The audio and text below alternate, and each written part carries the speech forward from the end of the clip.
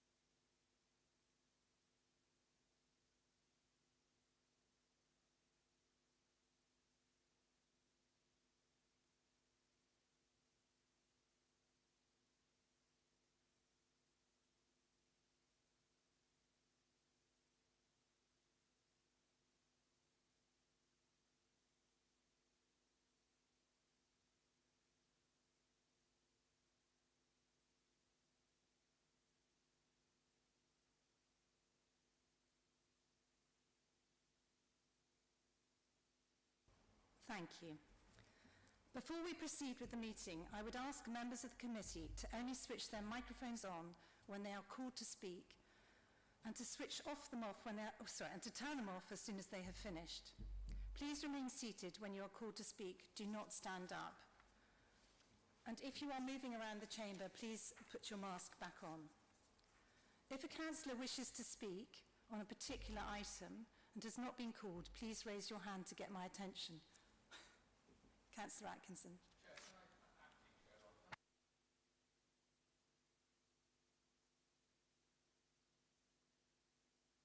I understand he had a prior meeting and is on his way here.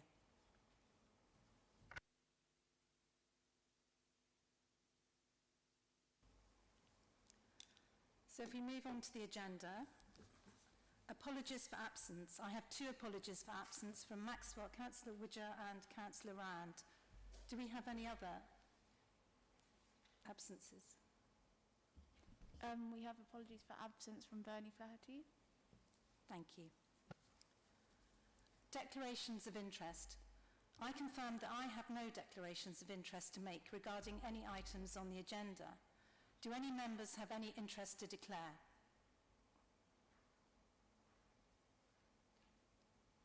Thank you. Minutes of the meeting held on the 23rd of September 2021. The minutes of the previous meeting on the 23rd of September have been circulated. Does the committee agree to sign them off as a correct record?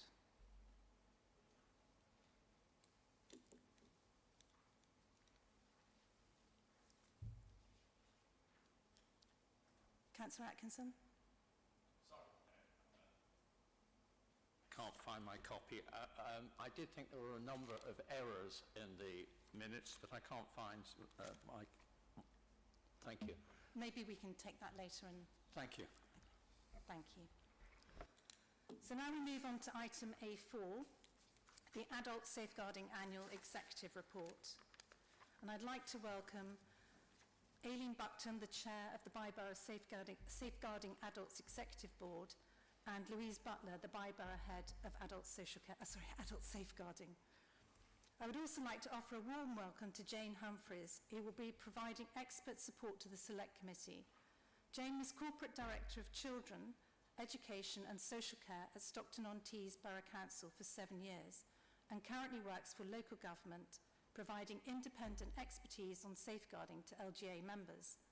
She is here to advise committee members and may be asking some questions of officers. So I will ask the committee first if they have any questions. Does anybody have any questions? Councillor Williams.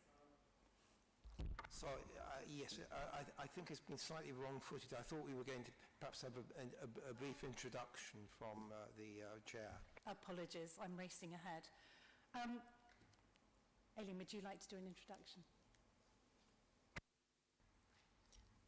Yes, Thank you, Chair. I will just kind of give a brief introduction to the report. And this was the report that covered 22 to March 21. And obviously, what will be obvious to everybody, but this was a very different period for us working as a partnership board because we worked through the pandemic. But what I would start by saying is that during that period we retained the 3 objectives that we had set for the year. I'm enormously grateful to all of the partners who worked together so hard during the year to make sure that we maintained that agenda. I can't say it was business as usual, but certainly we undertook as usual the objectives that we had set for ourselves.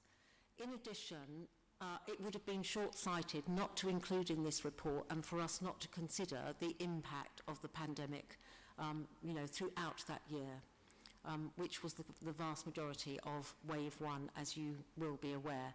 And the report outlines some of the kind of additional work that we undertook to reassure ourselves that we as a board were doing all we could to support our member agencies and the service users who work with us and community groups to ensure that residents were kept as safe and free from harm as possible with a new set of circumstances. I think the report outlines as well the very different ways in which we had quickly to adapt and to work. We as a partnership board have often in the past relied on one-to-one, face-to-face referrals of people being in care homes, residents kind of talking to one another, people being kind of present in other people's lives and being able to raise with us some of the kind of concerns that they had. And obviously that was taken away right at the onset of this particular year. And we learnt to work online, we learnt to work with community representatives. There were a great number, particularly in Kensington and Chelsea, of volunteers who came forward, who had to be trained in safeguarding, but who became our new ears and eyes, as did the kind of residents of the borough. And we undertook a great deal of kind of awareness work during the year to make sure that safeguarding was still central to everybody's thinking.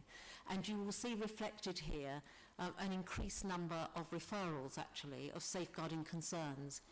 They didn't all go forward into full safeguarding inquiries, but what was very evident was that people wanted to tell us, residents in the borough wanted to tell us about their loved ones, they were concerned about them, neighbours were concerned about somebody who lived down the street who they hadn't seen.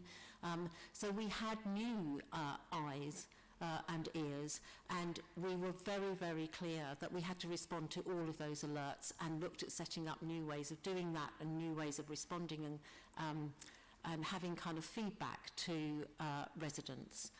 So that I think very quickly community representatives also learnt to operate in a different way and to be able to kind of work with voluntary sector support out in the communities. And for many of our representatives as well, they joined in coming in online. And for some of them that was quite a challenge, which they overcame and became part and parcel of our meetings online in the way that they had done in person before. So the report outlines what we've done under our key objectives, which is making safeguarding personal, of creating a healthy and safe community, and the work that we constantly do in terms of leading, listening and learning, of embedding everything that we have learnt thus far, both during that year and from the previous year. And you will see that we have highlighted some particular kind of areas of concern that arose for us, or that we had identified as priorities, and you will see those referred to in the report, both in terms of the data that we have been looking at, but also some of the life stories of residents and organisations who were working during that period. And I think we've learnt a great deal, Chair, from that year of the way of working and some new issues that have risen, as well as kind of the ones that we had as part of our plan, which have helped us to shape the work in this kind of current year as we go forward. So those are just some preliminary remarks, but we're very happy to answer kind of detailed questions, and obviously Louise is here as well to help with that. Thank you, Aileen. Louise, do you want to add anything at this point? Or?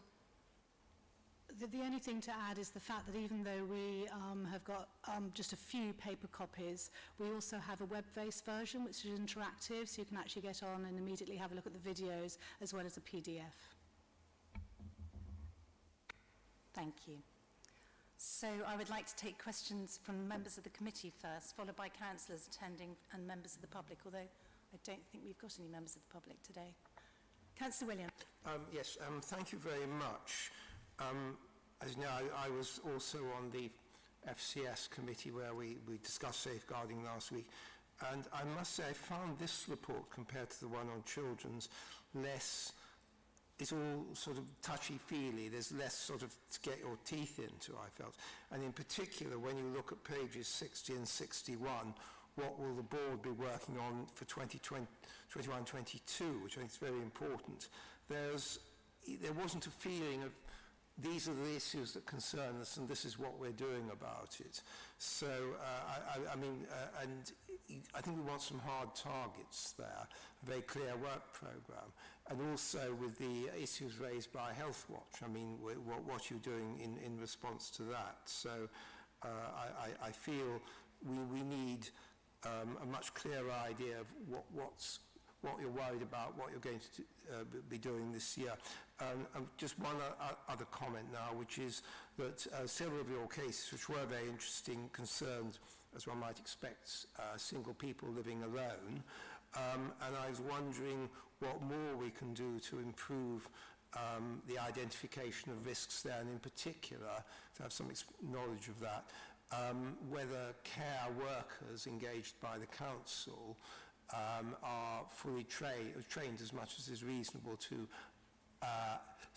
watch out for problems and report them to the appropriate person.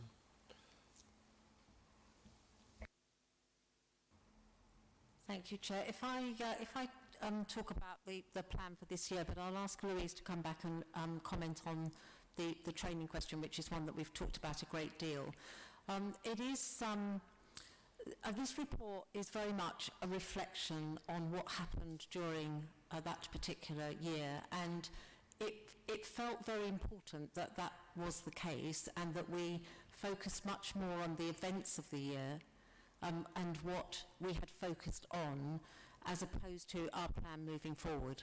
We do, as part of the Adults Partnership, have to produce a business plan for the year, which we have, which has the kind of targets in it, and that's actually a kind of fully drawn out plan, which is not in the annual report, but obviously we can make that available to you. So the focus of the report was very much on the learning of what had taken place during what was a very different year from anything that we had experienced before in terms of safeguarding.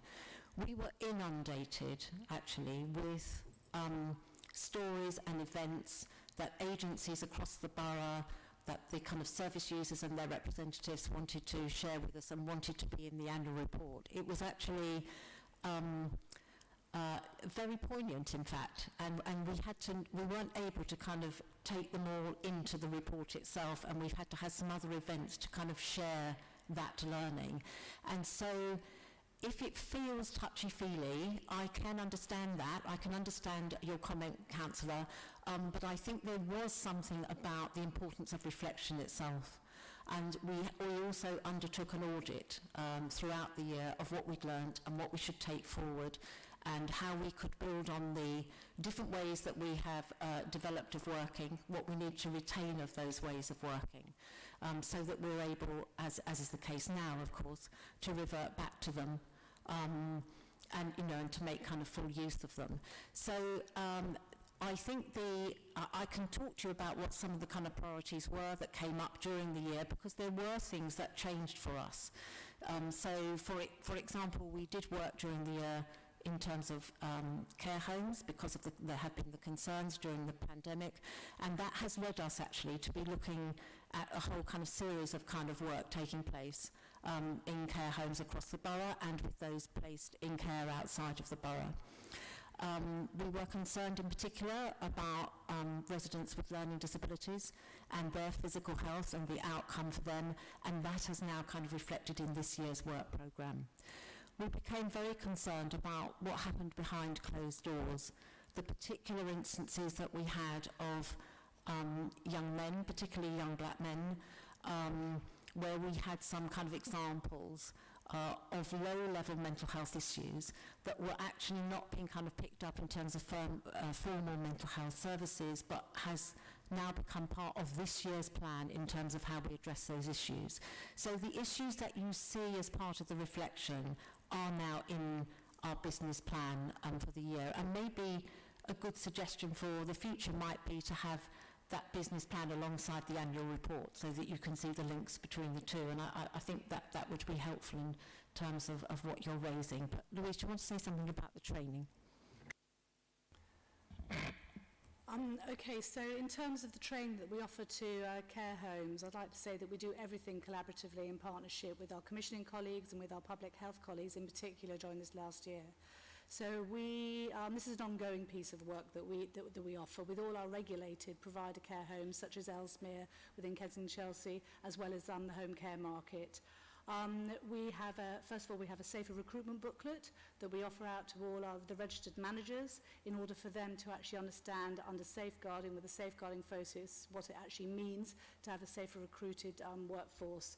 Alongside of that, in the past, we have actually offered not only bespoke training, which will cover issues such as pressure ulcers, which also look at issues related to patient-on-patient or service user-on-service user issues, especially when you're actually dealing with people who've got dementia or cognitive impairment within a care home.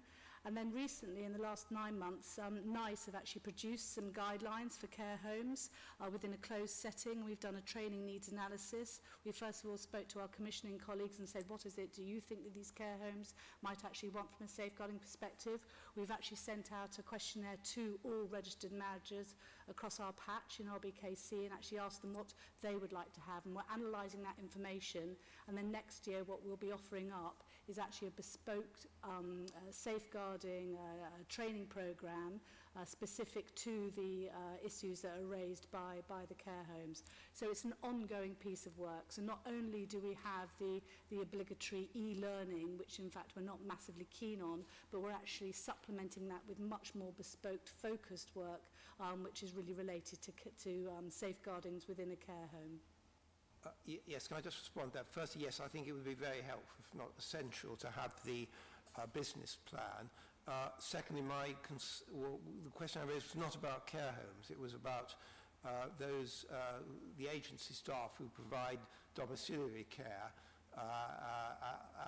on behalf of the council, and whether they are a resource where they can perhaps be the first people to notice problems with isolated elderly people, and is that resource being used as best as possible? Are they receiving just a bit of training to help them identify problems and have a system to report it back to the appropriate people? Absolutely. So we work really closely with our domiciliary care agencies as well, and in fact I have staff members who lead on the individual agencies, such as, for instance, Health Vision, and they have a very clear knowledge and understanding about what the pathways are to raise concerns, and also they are also included in the training needs analysis that I mentioned earlier to ensure that we really get a bespoke training package in place for them. Because as I said, this is an ongoing piece of work. It's something we can never sit back on our laurels and say that we've sort of done it.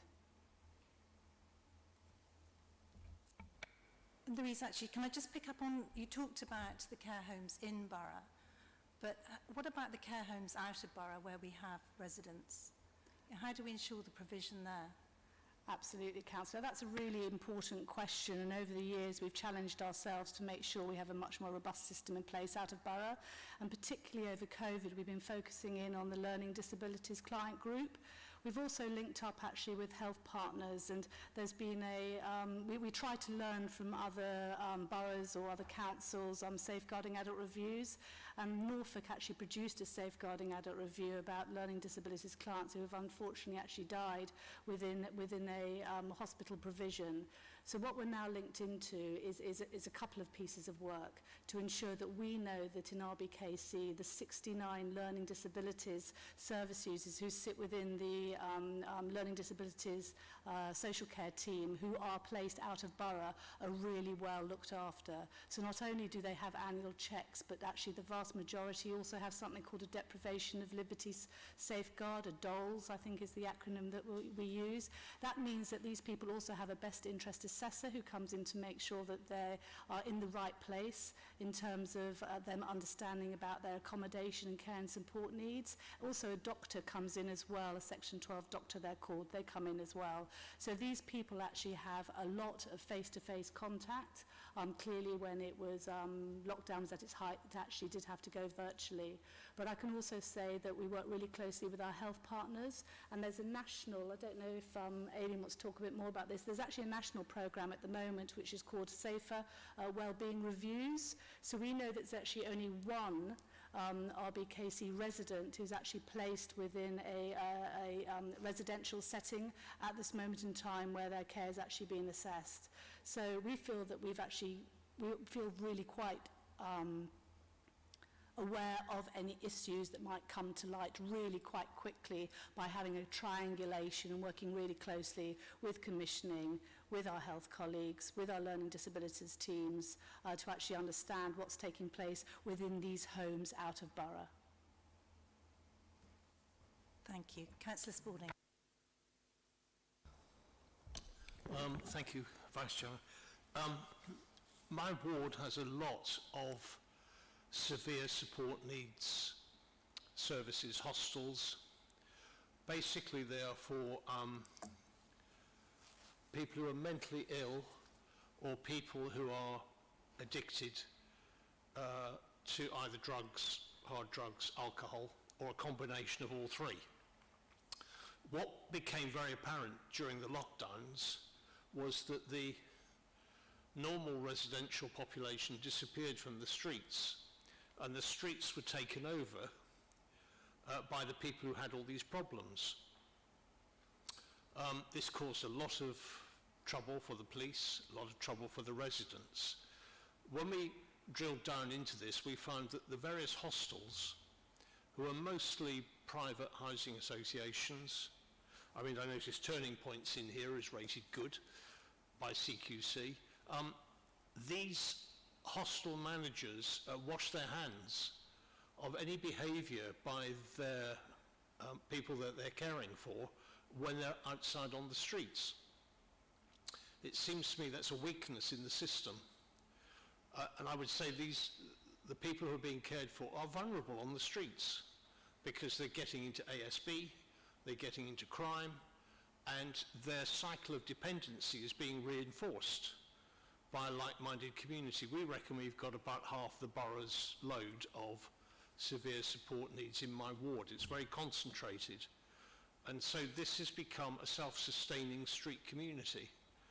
Now, what can you do to safeguard them by making sure that their care package includes some element of supervision or control or care or management when they're out of the hostel and on the streets?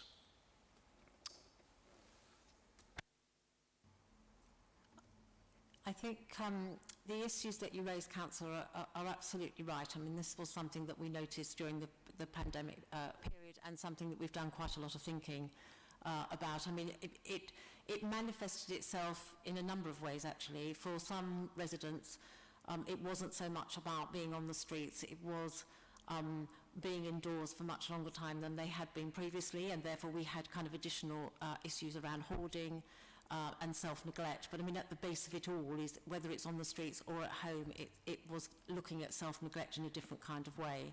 And we're very convinced about a multi-agency response to this.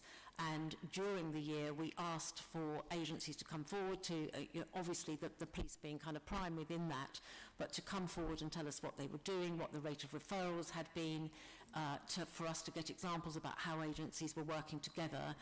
And we have taken forward a very key piece of work around self-neglect, but also I think in particular some of the issues around alcohol dependency we have this week. I mean, it's not part of last year's work, but it is part of this year's work. We have just launched the Blue Light project, which Louise might want to just say a little more about. But I think the focus for us is how can we take forward all agencies playing a part in this work, because if they don't, then we rely on the police or on A&E for these kind of issues to be met, and then we all end up feeling that they aren't met satisfactorily because we don't actually have an outcome for those residents. So we're actually re-looking at the way in which we work with these groups. But Louise, you might want to say just a little bit more about that, about the hoarding work that we've done in this year in the report, but also the Blue Light. Thank you. Yes, gosh, this is a really complicated client group. Multiple disadvantage is really what we're looking at here. And so we have a very strong collaborative approach with the police. So, for instance, I'm sure you're aware the police raise Merlins, which is that their way of just assuring themselves and the mental health services that there is a problem with a single person. He might have a substance misuse problem, a low-level mental health problem, and he's causing, as you say, sort of maybe antisocial behaviour on the streets. So we're working very, very closely with the police on the issue, but also we are running a pilot programme around cuckooing. So again, you get a lot of substance misuse, people moving into people's homes and then using drugs within the home environment. So we have a pilot in RBKC where we're working really closely with housing needs to actually ensure that it's not just a case of just evicting somebody from their tenant, but actually supporting them in a much better way, in a more robust way than we've done before. So what I'm trying to say here is that I'm not coming up with any solutions. I'm just saying that we're trying to grapple what is a growing concern. And we've literally just started to launch, and we've invited the street population team in RBKC to the launch of something called the Blue Light Project. And that is a multi-advantage pilot whereby we're looking at how we can be innovative, how we can just sort of begin to sort of have some real sort of outside of the box thinking in how we can pull resources together to actually support this client group and support the voluntary sector better, who seem to be the ones who sometimes are absolutely just left with the problem. So over the COVID period, I've actually been part of a weekly meeting with the voluntary sector where I've actually spoken to many faith-based groups who seem to find themselves in a situation with somebody who's has got a substance misuse problem and with a mental health problem, and they don't feel that they can access the right services. So I'm absolutely there supporting them, encouraging, empowering them to actually follow a pathway which they might not be aware of. And then what that then opens up is a whole new way of approaching the voluntary sector and pulling them in and speaking to them and training them up with how to actually support the client group better and how to engage them and get them into services more easily. Thank you. Councillor Atkinson.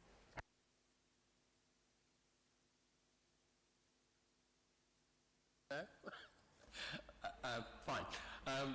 Thank you for the answers you've given, but I mean, I would like to sort of back up what Councillor Spalding started with. I too noticed, because there were far fewer people around, a lot of people with obvious mental health problems wandering around and getting themselves into trouble. So, I mean, I'm pleased that you noticed it as well, and that you are looking into it. Could I ask that when you get some conclusions or you get some ideas on this, that you come back to us or send back to us just some further information? Because I think it's important enough that we don't want to wait for another year to find out what is being proposed. I'd certainly be very happy to do that, because I do think this is it's a complex area of work, and it's not a new area of work, but I think, as you say, it became very visible, I think. And for us, in terms of the adult partnership, very many of these residents, they would not reach a kind of threshold where they would have mental health services in a formal way. I mean, I think what we're talking about is people with a kind of lower level of mental health needs and with multi kind of needs, sometimes other kind of, areas of deprivation or other issues that they're that they're facing. And so we do need a very different kind of approach. So we're trying to learn from all of these schemes to look at what works and what we think is the kind of way forward. So I'd be very happy, you know, for the partnership to come back and tell you what our thoughts are, as well as what are the kind of programme events that and actions that we're going to take. Thank you. And I know Councillor Kamali has been looking at this with housing and with health, so I think he'd like to say a few words. Yeah, just really to provide a bit of an update for the committee. Today I chaired the first meeting of what we're calling the Mental Health Partnership Board. It obviously sort of relates to the conversation that you've just raised, not necessarily just safeguarding, but it's the wider approach where we're involving all of the statutory partners initially. We did today an exercise in establishing where we think some of the gaps are and the deficiencies within the service, as well as access to the service. But the intention really is that we then, in the new year, if we're able to, go out into the community and understand exactly from residents as well as the voluntary organisations and community partners that we have in the borough, to really tell us other issues that they find with mental health, and then pull that all together towards a mental health strategy for the end of next year. We're obviously at the very early stages, but safeguarding are very, very important to that conversation. And yes, I sort of will report back on that as the work gets going.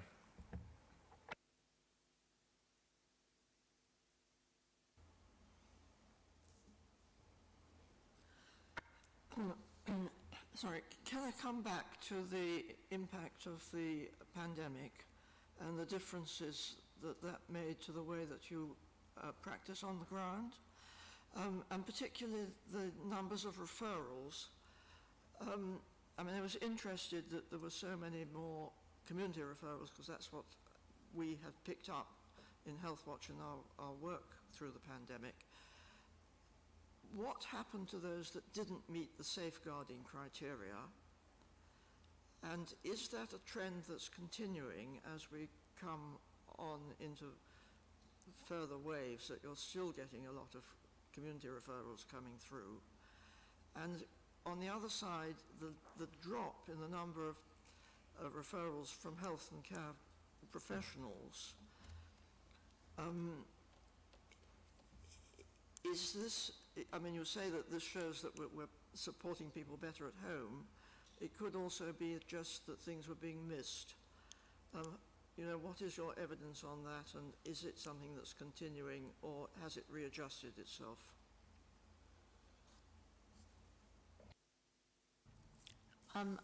I'll kind of start with the first bit there about the community referrals, because it was quite significant actually. It was a very significant rise in community referrals, and actually something that we welcomed. I mean, we've worked very hard to encourage community referrals and to have as many referrals as possible, because that feels a much safer way of working than trying to restrict what it is that people refer.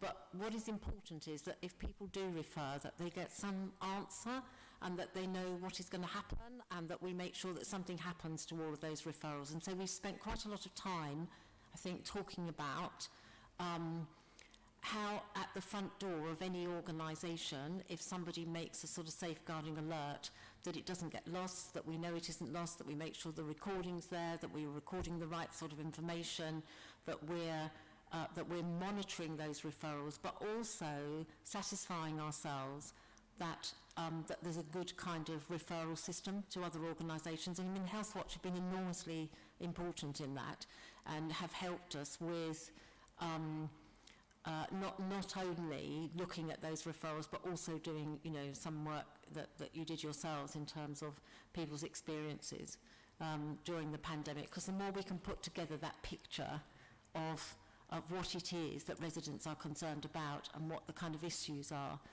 the better. I'll ask Louise to talk about the specifics of referrals from health and social care staff, but obviously those referrals have been coming in as we've moved into a different kind of period. Those have gone back to coming in the way they used to. They were being recorded differently, I think, during the pandemic. but we have been monitoring that as well. So we're really trying to keep that level of kind of community referral up, particularly as it became very evident that the referrals themselves, there was a very increased number from families and residents from black and minority ethnic communities. And we want to make sure that we're actually kind of responding to all of those concerns, because we've always felt that there was under-reporting before. But Louise, you may want to say something about health and social care staff. Thank you. So year on year, we are actually seeing a reduced number of referrals coming in, primarily from health and social care staff related to care home providers, and that is because we are looking after people in their own homes, quite rightly. So it's a good question to ask. However, during the pandemic, it was only for about a period of 3 weeks that we actually saw a complete drop away when no one was actually going into the care homes to actually eyeball and see the staff. We actually saw a complete drop away. But actually, it has actually come back to pre-pandemic levels. And we are seeing pretty much a steady referral rate. And we know this because, in fact, weekly, we were collecting data on a weekly basis. So we know now, and we're satisfied now, that in fact we are pretty much back to pre-pandemic referrals that go through to become a Section 42 inquiry.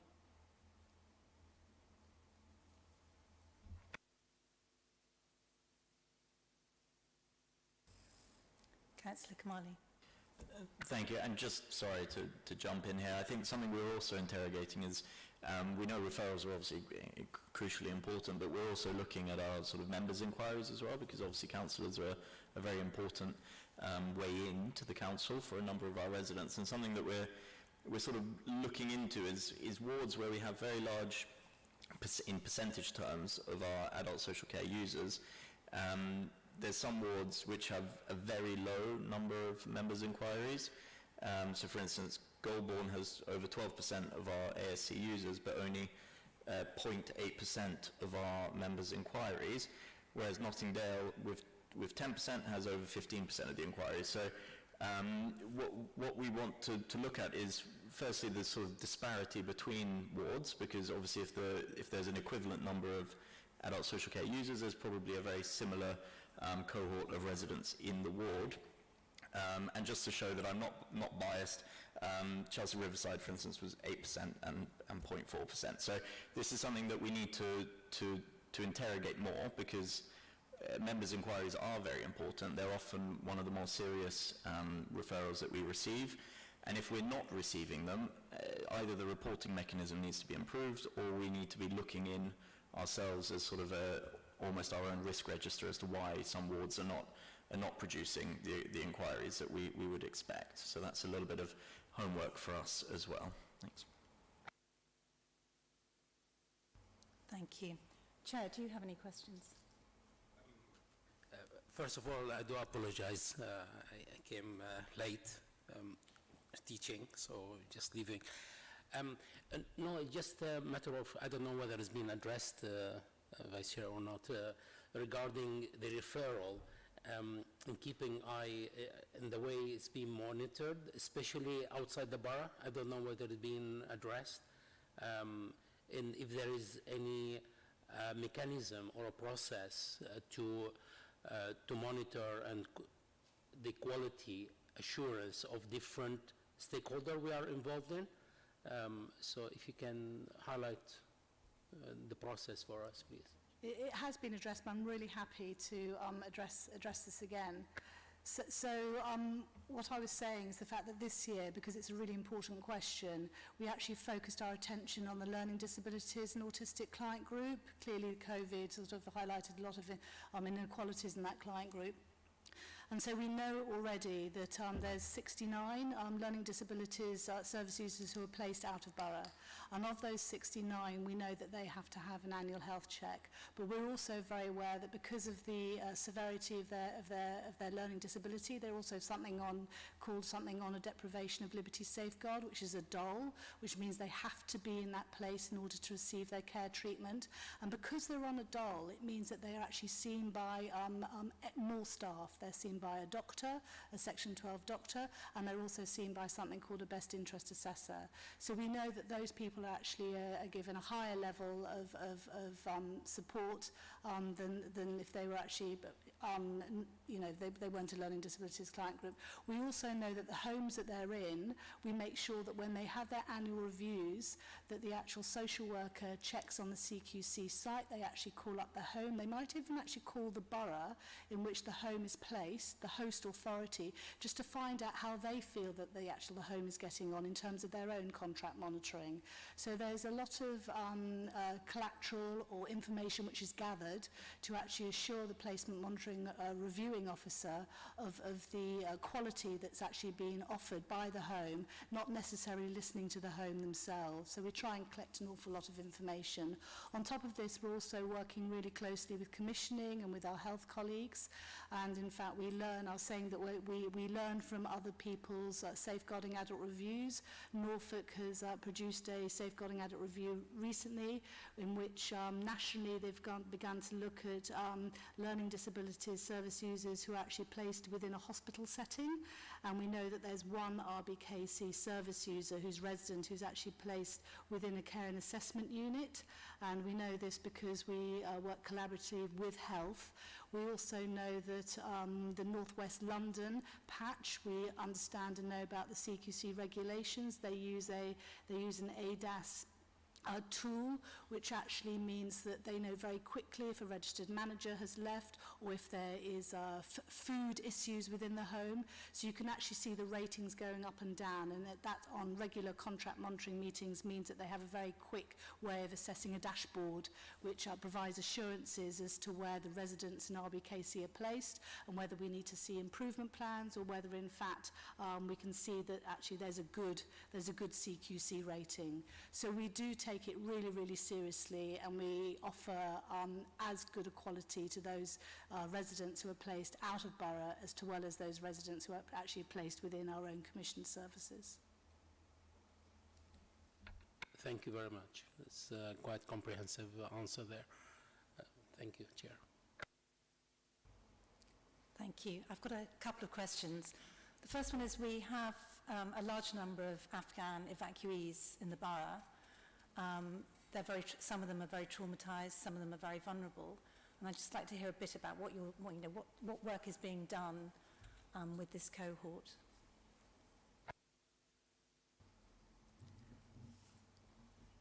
Yes, we have in fact this week held an event which was an extraordinary event of both the Children's Partnership but also the Adult Safeguarding Partnership as well, and so both extraordinary and joint, which felt very appropriate for us to look at and to assure ourselves really of the work that was being undertaken with Afghan families.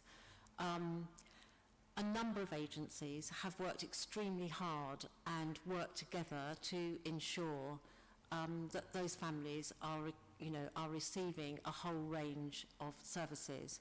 And the work has been kind of very focused. So we didn't come at this from a position of feeling that a lot of kind of work hadn't been done. There was a very kind of strong foundation. But what we were aware of is that across all agencies, people were raising some issues, and as those families are there for a considerable length of time, then new issues start to evolve. I mean, we all know that living in a hotel has its limitations in terms of what that means, of what families have access to, and so the focus of what else might be available in the community that families can access, how we might kind of widen what's available once you've started to deal with the kind of fundamentals of health and education and housing as the kind of forerunners of the work that needs to be done. There are other kind of social and cultural factors to take into account. So it felt a very good time to take stock. And so we had a meeting of over 40 people who have been engaged in the work across Kensington, Chelsea and Westminster to bring together and reflect on the work that has been undertaken thus far, but to actually identify what are the gaps and what are the new issues that are emerging. And we heard from head teachers, we heard from people in health services, We heard from community safety services. We heard examples of good work. We heard, for example, of some of the work that's being done across libraries, across both kind of boroughs, of other places where people might be offered kind of support of kind of a very joined up approach that was being developed here in Kensington and Chelsea, and a kind of a wraparound of services around those families and identifying their needs and having a kind of quick response to those needs. So we're going to be writing up the outcomes of that session, and there were a number of suggestions to take forward as either new policies or new actions, and we will be kind of producing that over the next few days. So it's very current, the work, and I think very reassuring, but also I think some clear things that need to be thought about now as we move forward to the next phase. Thank you. And I understand you're now chair of the Children's Board as well, which is good news, I think. But perhaps you could tell us a little bit about what you see are the benefits and opportunities going forward. But, I mean, obviously for me it's around transitions. Yes, thank you, Councillor Attenborough. It is, I think, one of the kind of key areas of benefit, and we've already started to plan this, is to build on the work that we had already undertaken in relation to transitions. We had done some work between the kind of Adults Partnership Board and the Children's Partnership around contextual safeguarding for young people, particularly young people who are involved in the youth justice system, and what might happen to them as they came into adulthood. But I think in working across both boards, and we've now got officers from both boards working together, we've now done a lot more work of identifying every single transition that takes place between children's and adult services. And there is a pattern across those transitions. And fundamentally, there's often a kind of cliff edge between what's available to children and young people who might have particular needs which are kind of being met educationally, but where moving into adulthood, those services aren't available in the same kind of way. And I've already mentioned this evening mental health services, for example, for the particular groups that you were talking about who were meeting on the streets during the pandemic, who would not meet the criteria or thresholds for formal mental health services, but who nevertheless have very real mental health needs. And I think we're now identifying whole numbers of young people who move into adulthood who do have lower level needs that are not going to be met by statutory services, and where we have to work across organisations and work in different kinds of ways. So in social care, it's not just about saying, well, this person isn't eligible for a social care package. That's probably absolutely true. But nevertheless, the skills of adult social care workers working with children's workers, I think, means that we are able to identify different ways in which that young person's needs might be met. And we certainly identified them as a priority. We know that mental health referrals rose considerably amongst the younger population, amongst younger kind of adults who were using voluntary sector services, and we want to build on that and to learn from it and to know how we can take that forward. So transitions in its widest sense, Councillor, is what we're going to be focusing on. But I think as well, think family. It was very clear during the pandemic how important Think Family became, of the pressures that people were going through, both as adults, as parents, and as children, and that we need to kind of think about that very closely. We had, because of an adult learning review in the past, already pledged that we would do some work on Think Family, but I think we are now looking at this in much kind of greater detail, and we're going to be running some sessions in the spring for staff across all organisations in children's services and in adult services about how do we think more carefully about what Think Family means. What does it mean in terms of kind of policies, and how we make sure that services are joined up across across health, across mental health, across kind of work with the police, so that we have kind of think family central to the way in which we're working. So I think that's another area, Councillor, that we will be developing. Thank you. Councillor Healy, do you have any questions? Oh, sorry, of course. Yeah, thank you very much. I know this area is very close to the heart of Councillor Addenbrooke, especially it is the transition where it is almost a grey area. So tackling that section, and you've mentioned that there is a considerable rise in the mental health issue amongst adult young. Can you give us some figures on this over the last 4 years during the pandemic, and how is it compared to previous years? Just if you can tap into the reason or the rationale behind your analysis for this rise or sudden rise you mentioned. Yes, we had, we received reports because we picked up during the pandemic of a number of young people who were contacting voluntary sector organisations who offered counselling. So it wasn't kind of referrals directly into mental health services. It was very much our voluntary sector partners, and we do have those figures. I don't have them with me this evening, but we can certainly provide them for you. And that growth in referrals, I think, is what led us to that this is kind of, it is low-level mental health problems, sometimes with young people feeling kind of bullied online, of some of, you know, of difficulties in facing going back into school, of kind of, you know, the feeling the lack of their friends and their friendships, their kind of peer friendships, of sometimes some young people spending too much time in their bedroom, actually, just online, and actually feeling quite isolated, quite lonely.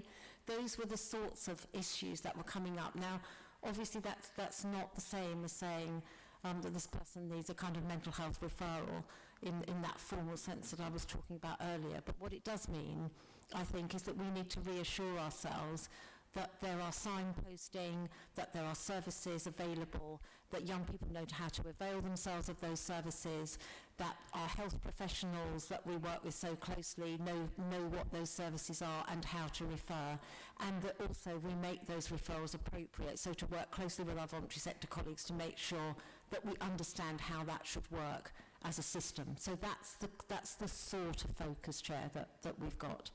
But we can certainly provide the kind of evidence for that. Can I just add to that, Chair, in the fact that we do have a little bit of evidence in terms of percentage.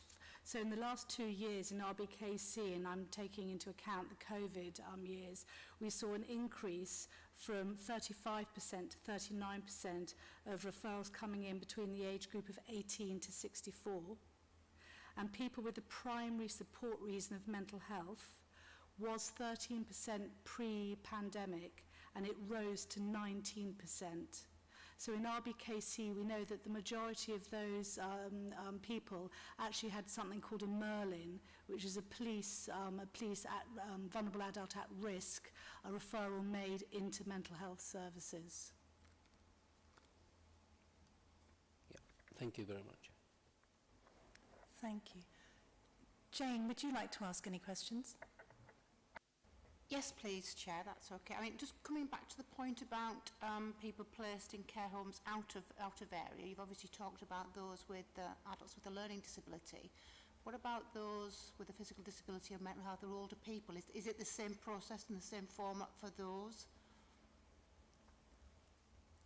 It is the same process. I mean, certainly older people with mental health problems sit within our mental health trust, but in fact they are still having their annual health checks. The older people tend to be on, again, as I mentioned before, the deprivation of liberty safeguards. So we know, in fact, they have an extra filtered mechanism in terms of extra people coming in and seeing them. So when they're not in lockdown and we're not going virtual, we ensure that they are actually seen regularly by doctors, by highly qualified best interest assessors, as well as by their annual social worker coming in to do their annual health checks. you. The other sort of couple of questions, and I suppose they're linked really, and it relates to the adult board, but I'm also thinking about future inspections of adult services, which will obviously come in 2023. And I would ask this question if I was asking it for a Safeguarding Children's partnership as well. And it may be in your business plan, so obviously I haven't seen that, but it is for me about how does the adult board hold partners...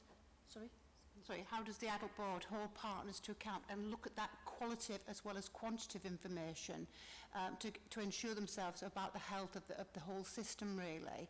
And this may be happening within your board discussions, but I think it would be really helpful for members that they got that assurance both about performance information, but actually about the quality of practice, not just of the local authority, but partners, and also where there are opportunities to compare performance information with statistical neighbours. I mean, obviously you've got the Bible information in here, but thinking back at the last year or last 18 months, I don't know whether what's happened in Kensington and Chelsea would be very similar in your statistical neighbours, or whether it's, you know, looks slightly different. So I think that would be helpful for any future reports. And if you could also maybe just talk a bit about the preparation, if any's being done, and that might also be with your Director of Adults as well, about the, I know we don't know what it's going to look like yet, but obviously we do know there's some sort of inspection going to be taking place. I'll start, and Louise may wish to add.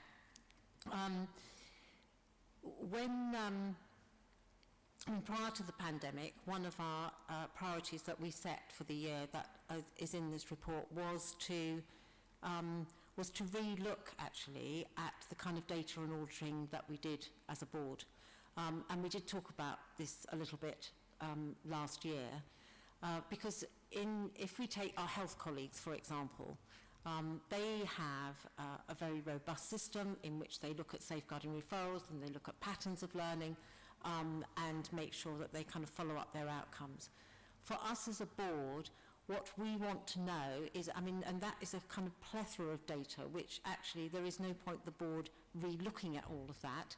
So we have sat with health partners to talk about how can you reassure us as a board that that system that you've got is robust, and how can you account for it on an annual basis. So we still have an annual audit of key partners coming forward, but we worked with them to look at what would be the particular data set that we might use. So for example, health checks for people with learning disabilities has now got a whole piece of work behind it, because we really recognise that as a key issue for us, and asked our health partners to present that data.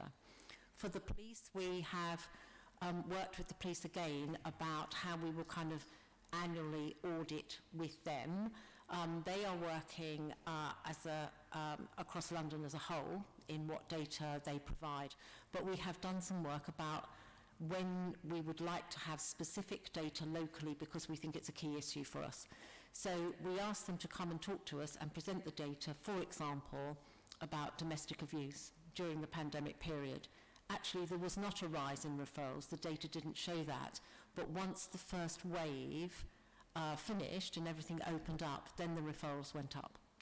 So the fact that we'd identified that and we were able to look at that as a board. So the police will bring us their data annually, but what's important to us is that we work with our partners across the board to agree what do we want to prioritise during this coming year. And we haven't included all of that in the report, because we try to get a blend of performance data and analysis, but also, as I said, reflections and stories to make the report accessible to organisations and kind of residents, you know, as well as to other interested parties. So, for example, this year, which we have included in the report, we wanted to actually look at ethnicity data, because we felt that the data that we were looking at as a board, that it didn't reflect enough on areas of kind of difference, and to make sure that we were taking that into account in terms of how we worked.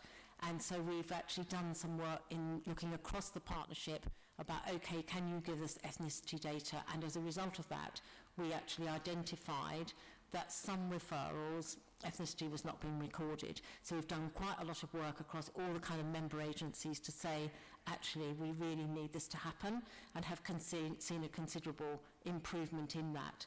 So we have a kind of programme each year that we're working on, as well as the kind of regular data that we set. But for us, it is about what does that mean in terms of how we work as a system and keep, you know, that we hold one another to account, but also how do we have a data set that reflects our working as a partnership. And that's why we identify a kind of data set that we require for that year, and that's laid out in the business plan. Our thinking is that that will be very helpful moving forward in terms of the role that the partnership boards will play in the kind of future inspection. And I am assured that in Kensington and Chelsea, I've spoken with the director about this. The borough is very involved in the planning work that's taking place, and I have talked to her about you know, wanting to make sure the partnership board is part of that planning, and that, you know, that we avail ourselves of the kind of support that's going to be available over the coming year as it's kind of taking shape, really. And for us to give some thinking of the role that, you know, that safeguarding boards play within that. So I think that we are very ready for that work, and looking to how we can make best use of the opportunities that are available.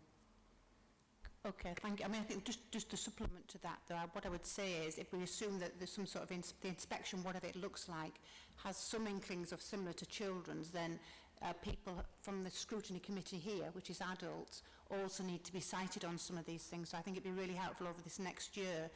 And your business plan may, you know, tick all those boxes, but, you know, the adult scrutiny need to show themselves as well as you as a safeguarding board. So I think over this next year, I think it would be very helpful if you get that sense check. And, you know, it's highly likely that possibly yourself as chair may be spoken to in whatever does come in 2023. Yes, I completely agree with that, and be very happy that we take those discussions forward. Thank you. So it is recommended that members note this report, and I think this evening has emphasised that safeguarding is everybody's business, and I think that's come across very clearly. And thank you, Aileen. I know this has been a very challenging time, and Louise, thank you very much for bringing the report to us this evening. And Jane, thank you for the support you've given the committee. Thank you. And Chair, I will hand back to you. Thank you, Councillor Addenbrooke. That's very kind of you taking on this task and making our visitor at ease, giving the best, addressing the issue of this report. I join Councillor Addenbrooke in thanking you for coming and sharing this report with us and taking the discussion forward in light of what's been discussed tonight. So thank you very much. Right, so we go on the, we are continuing with the agenda, yeah, there is no changes. So item A5, we are on, yes, or has it been done?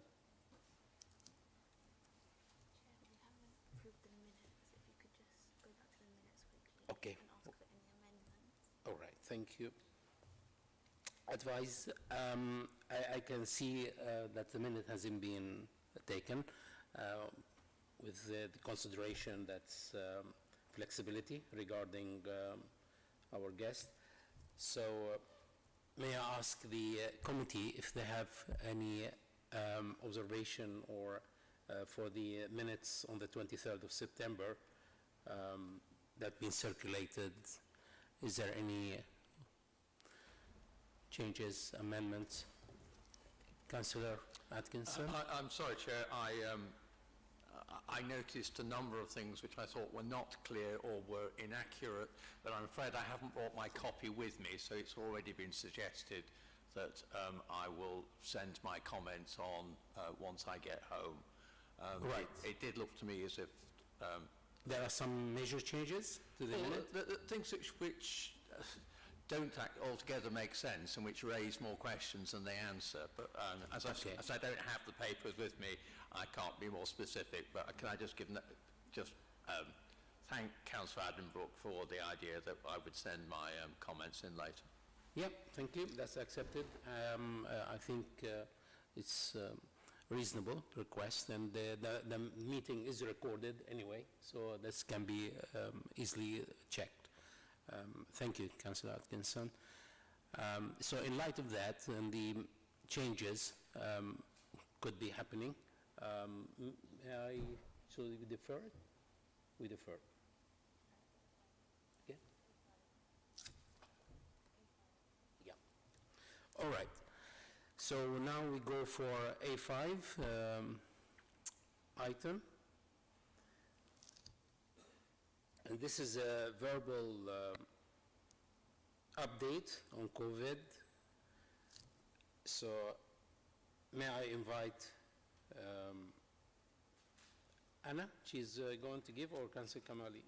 Anna, please go ahead and give us an update on the COVID and vaccination, what's happening in the borough. Thank you. So thank you very much, Chair.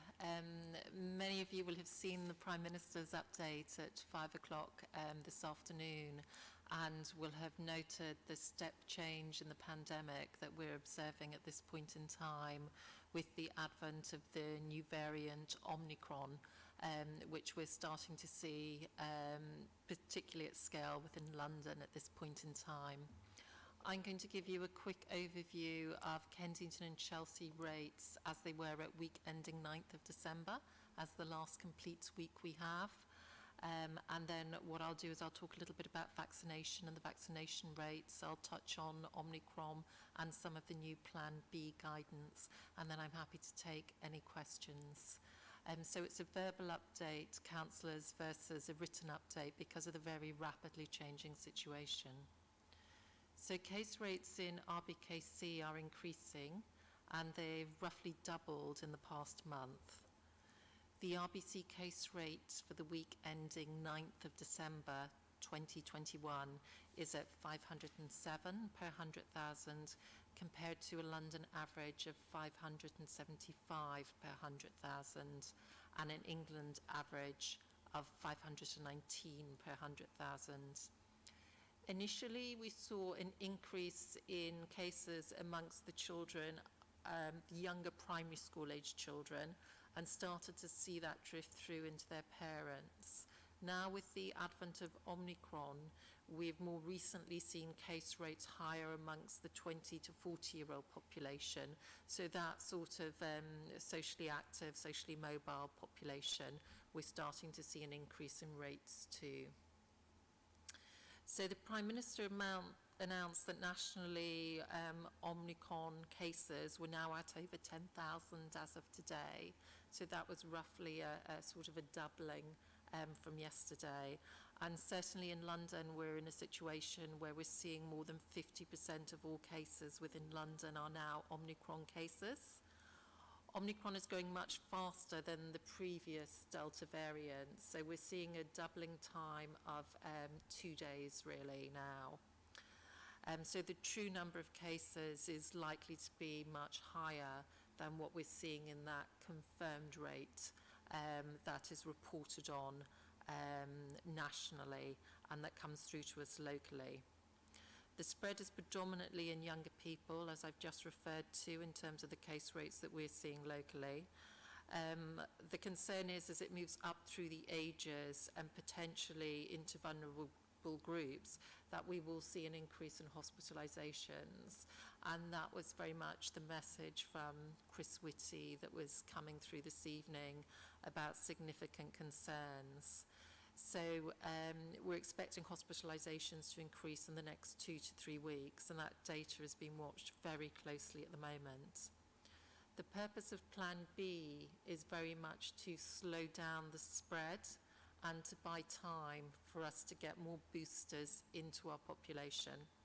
And this is hugely important because we know that immediately after individuals have their booster, there is a sort of an increased protection for those individuals as a result of sort of stimulating the immune system again, which will provide protection from symptomatic disease of between 70 and 75%. So that booster dose is very important. It's critical at this point in time because of the likelihood of some waning immunity in the population who've just had their 2 doses. So the measures of Plan B that have been introduced to sort of by this time to enable us to vaccinate as many people as possible is the reintroduction of people working from home where they can. It's a further extension of the requirement to wear face coverings in most indoor places.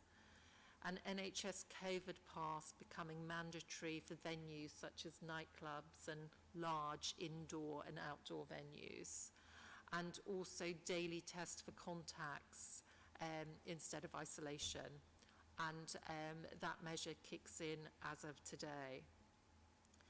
In terms of vaccinations to date, 73% of the over 50 population in RBKC have been fully vaccinated with 2 doses, and 60% of all eligible residents aged 12 and over have been fully vaccination, but our uptake remains the second lowest in London.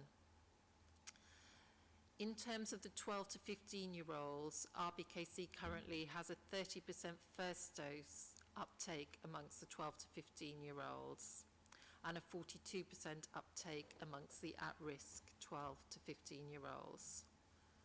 Our booster uptake is now at 43% of those who've received their second dose, and we had over 18,000 booster doses administered since last week, and we've seen a rapid escalation in demand following the PM's announcement on Sunday evening. And we are working very hard as a council to support the NHS in the expansion and the rollout of the booster programme across the patch. We are aware that there are disparities and variation between uptake between ethnic groups. Uptake amongst ethnic groups with the highest uptake is over 50% higher than in ethnic groups with the lowest uptake.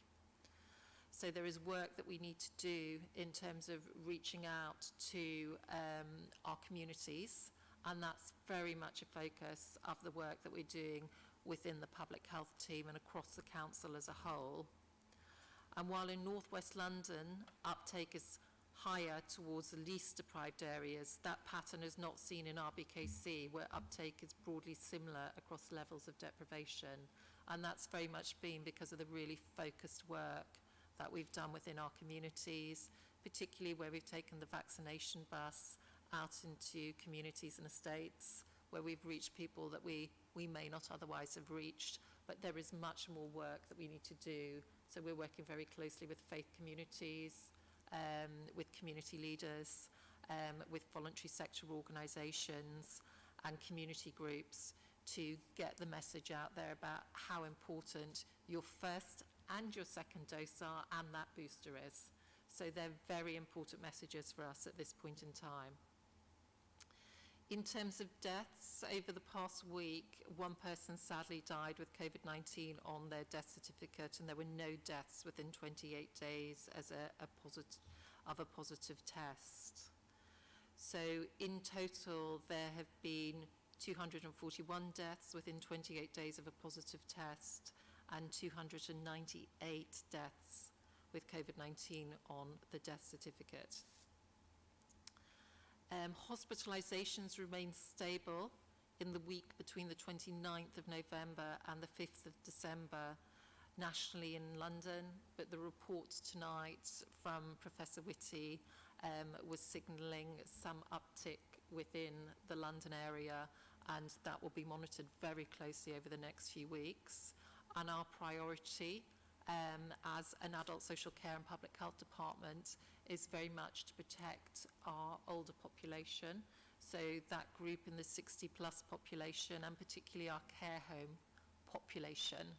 So much of our focus at the moment is on reviewing the measures that we've got in place ensuring that we're communicating effectively to those groups, and we're doing everything we can to increase vaccination and booster uptake, both within our staff populations, but also within our sort of resident population, within care homes and sheltered housing, homeless population and other vulnerable groups that we need to be aware of at this point in time, given the step change that we've started to see.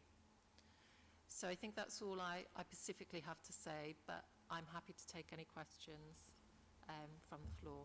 Thank you very much, Chair. Okay, thank you very much. That's very uncomfortable picture there on the outlook, isn't it, with this new variant, especially its rapidness to spread. And we're still not sure about its behavior, isn't it? Yes, there's lots of uncertainty. I've heard from a doctor from South Africa. She was explaining the scenario in her own country. And she gave some kind of comfortable signal that it's not as ruthless as the Delta variant. But we need to take full precaution, isn't it? And thanks very much for the outlining the stages, and there's quite a lot of data there for us to digest at this stage. And thanks very much for keeping an eye, and I know this is very fast-moving issue here, especially in terms of we have a gap of 2 to 3 weeks, so that needs really fast-moving action. What I'm worried about within that scenario is the market, the open space.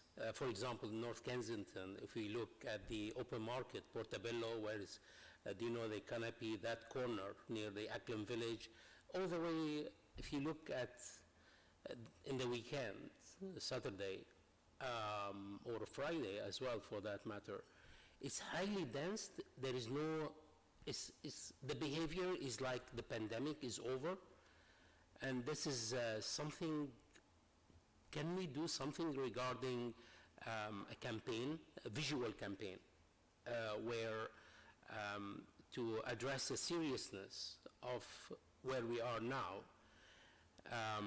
So I think here the communication department with public health, there is some work need to be done. I can see that happening.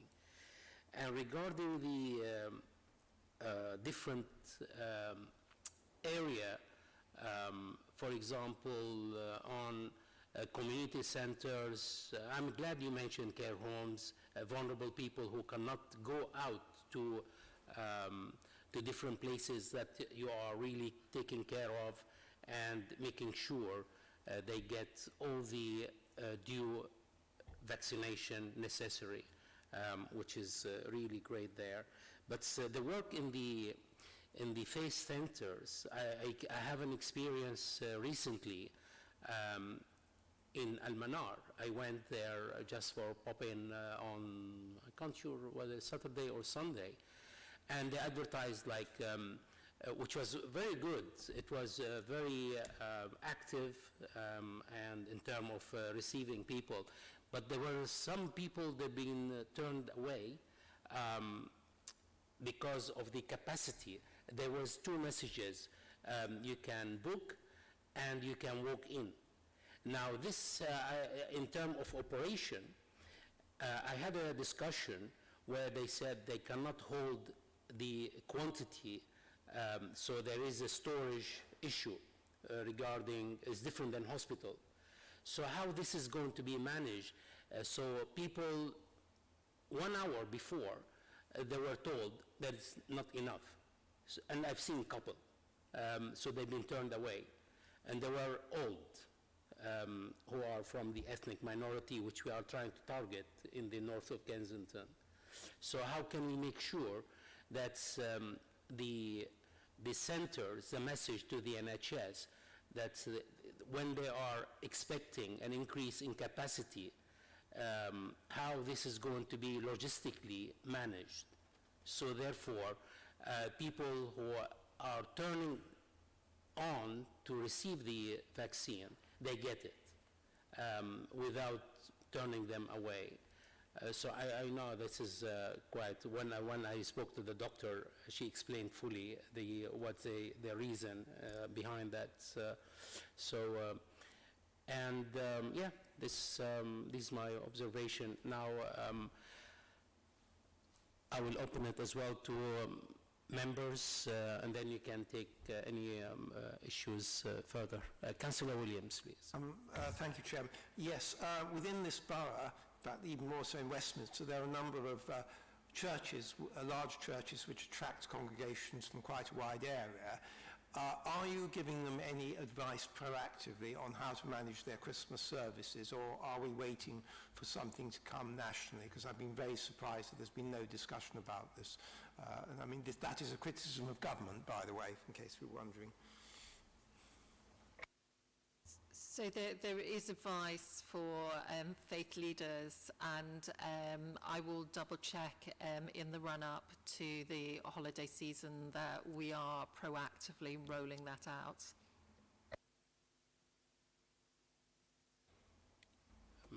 Thank you.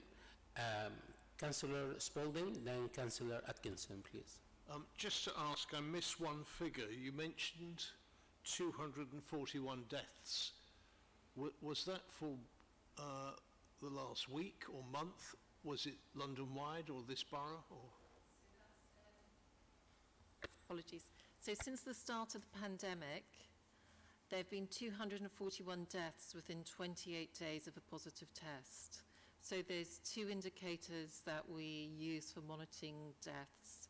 One is deaths within 28 days of a positive test, and the other one is where there is deaths where there is COVID-19 on the death certificate. So they're slightly different cohorts, so we monitor both of those. Is that this borough since the beginning of the pandemic? Yes. So what's that, 2 years? Yes, roughly, just coming up to 2 years now, 18 months, yeah. Yeah. Councillor Atkinson, please. Thank you. Your presentation was very helpful. Can I ask, I've seen the television photographs too of people queuing round the block. Now, is this a good thing because people are not finally taking it seriously, or is it possibly an indication that there's panic? And I would like to know, particularly given the bad weather we've got now, is it envisaged that there will be extra places inside for people to take to get the vaccines? And I appreciate this is an ever-moving problem, so if you don't have the exact answers to that at the moment, I would understand why. Can I also ask, what is the town hall, the Great Hall, being used for now? And my other question is, are there enough vaccines in the area, having stimulated the demand, as the chair says, it's disastrous if you encourage people to turn up and then turn them away because we haven't got them. And again, I'm not blaming us, it's the situation. I'd just like more detailed information, please. So, taking those in terms of the queues of vaccination, we have seen a significant demand in the number of people coming forward for vaccinations, which I think is a really good thing. We're also supporting the NHS in how we manage that demand moving forward. So that includes looking at our premises where we're offering vaccination. It includes help with managing the queues and stewarding those queues. It also has included some requests for help with kind of wider administration, and we're looking at being as creative as we can in terms of how we support our NHS colleagues, given this is significantly important. Also, in terms of sufficient supply of vaccinations, we basically have had assurance centrally that there is sufficient supply of vaccination. There may be occasionally challenges sometimes in getting that spread correct across the system, and there is certainly work that we need to do around making sure that we've got enough supply in the right place at the right time. That is starting to improve, and it will be something that will be ongoing and monitored on an ongoing basis. We do know as well that the mass vaccination centres are reopening in parts of London. So for us locally, the Science Museum, which you'll recall was a mass vaccination centre throughout the summer, is now opening again to provide vaccination. And again, larger premises there, which potentially brings people sort of away from queuing sort of outdoors, and some of the challenges around that as we move forward. Within the town hall itself, here today we had our vaccination bus. So some of you may have seen some queues in relation to the vaccination bus. It was really good that we have it in the town hall, and it's an opportunity for people to come forward. In terms of the other elements that we have within the town hall, we offer our vaccination, or we offer our testing via the town hall as well. So we offer the lateral flow device testing, which is the asymptomatic testing. We also have within the concourse within the town hall PCR testing, which is the symptomatic testing, which is offered through a mobile testing unit. So that will be some of the activity that you see around the forecourts outside. If I may, Chair, a further question. The figures you gave, the one that seemed to be unimpressive was the take-up from younger people, from teenagers. I think you said it was sort of less than a third. Is this changing? And can I ask, I've seen speculation in the press about vaccinations being offered to 5 to 11-year-olds, the argument being that it is the children which are, by going home, mixing with older people, spreading.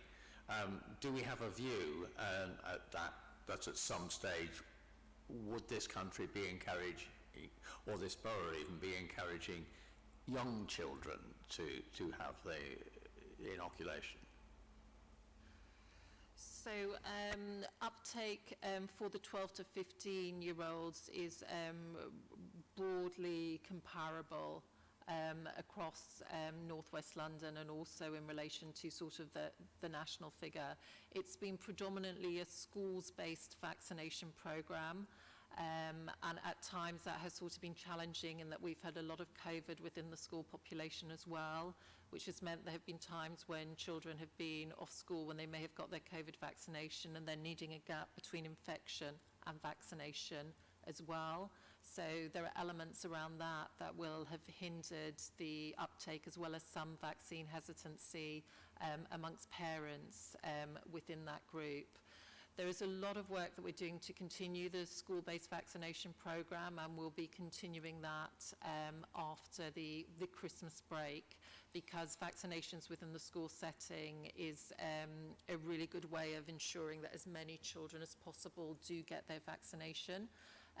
Children and their parents who prefer to go together to get vaccinated are now able to do so, and they're able to attend our primary care networks across the patch and receive their vaccination there. The Prime Minister announced today in his briefing that a second dose will be made available, I believe as of Monday, to the 12 to 15-year-old population who currently are only offered one dose of vaccination. In terms of vaccination for the younger age group, the sort of the 5 to 12 age group that you were asking about, we will be advised by the Joint Vaccination Committee. So it is for the JCVI basically to review the evidence and make recommendation in relation to vaccination for that age group. So they have not yet ruled for us in the UK. Once they have made their ruling, we'll look to follow their guidance and recommendation. My grandchildren are in primary school, and they've been offered the school has been offering flu vaccinations. And I was somewhat more than somewhat disappointed. I was disappointed that a third of parents are saying no. It would seem to me that I don't have the answer, but it would seem to me that more needs to be done to encourage and explain to people why this is not just relevant to the immediate family, but to the wider society. And I think there's a challenge here.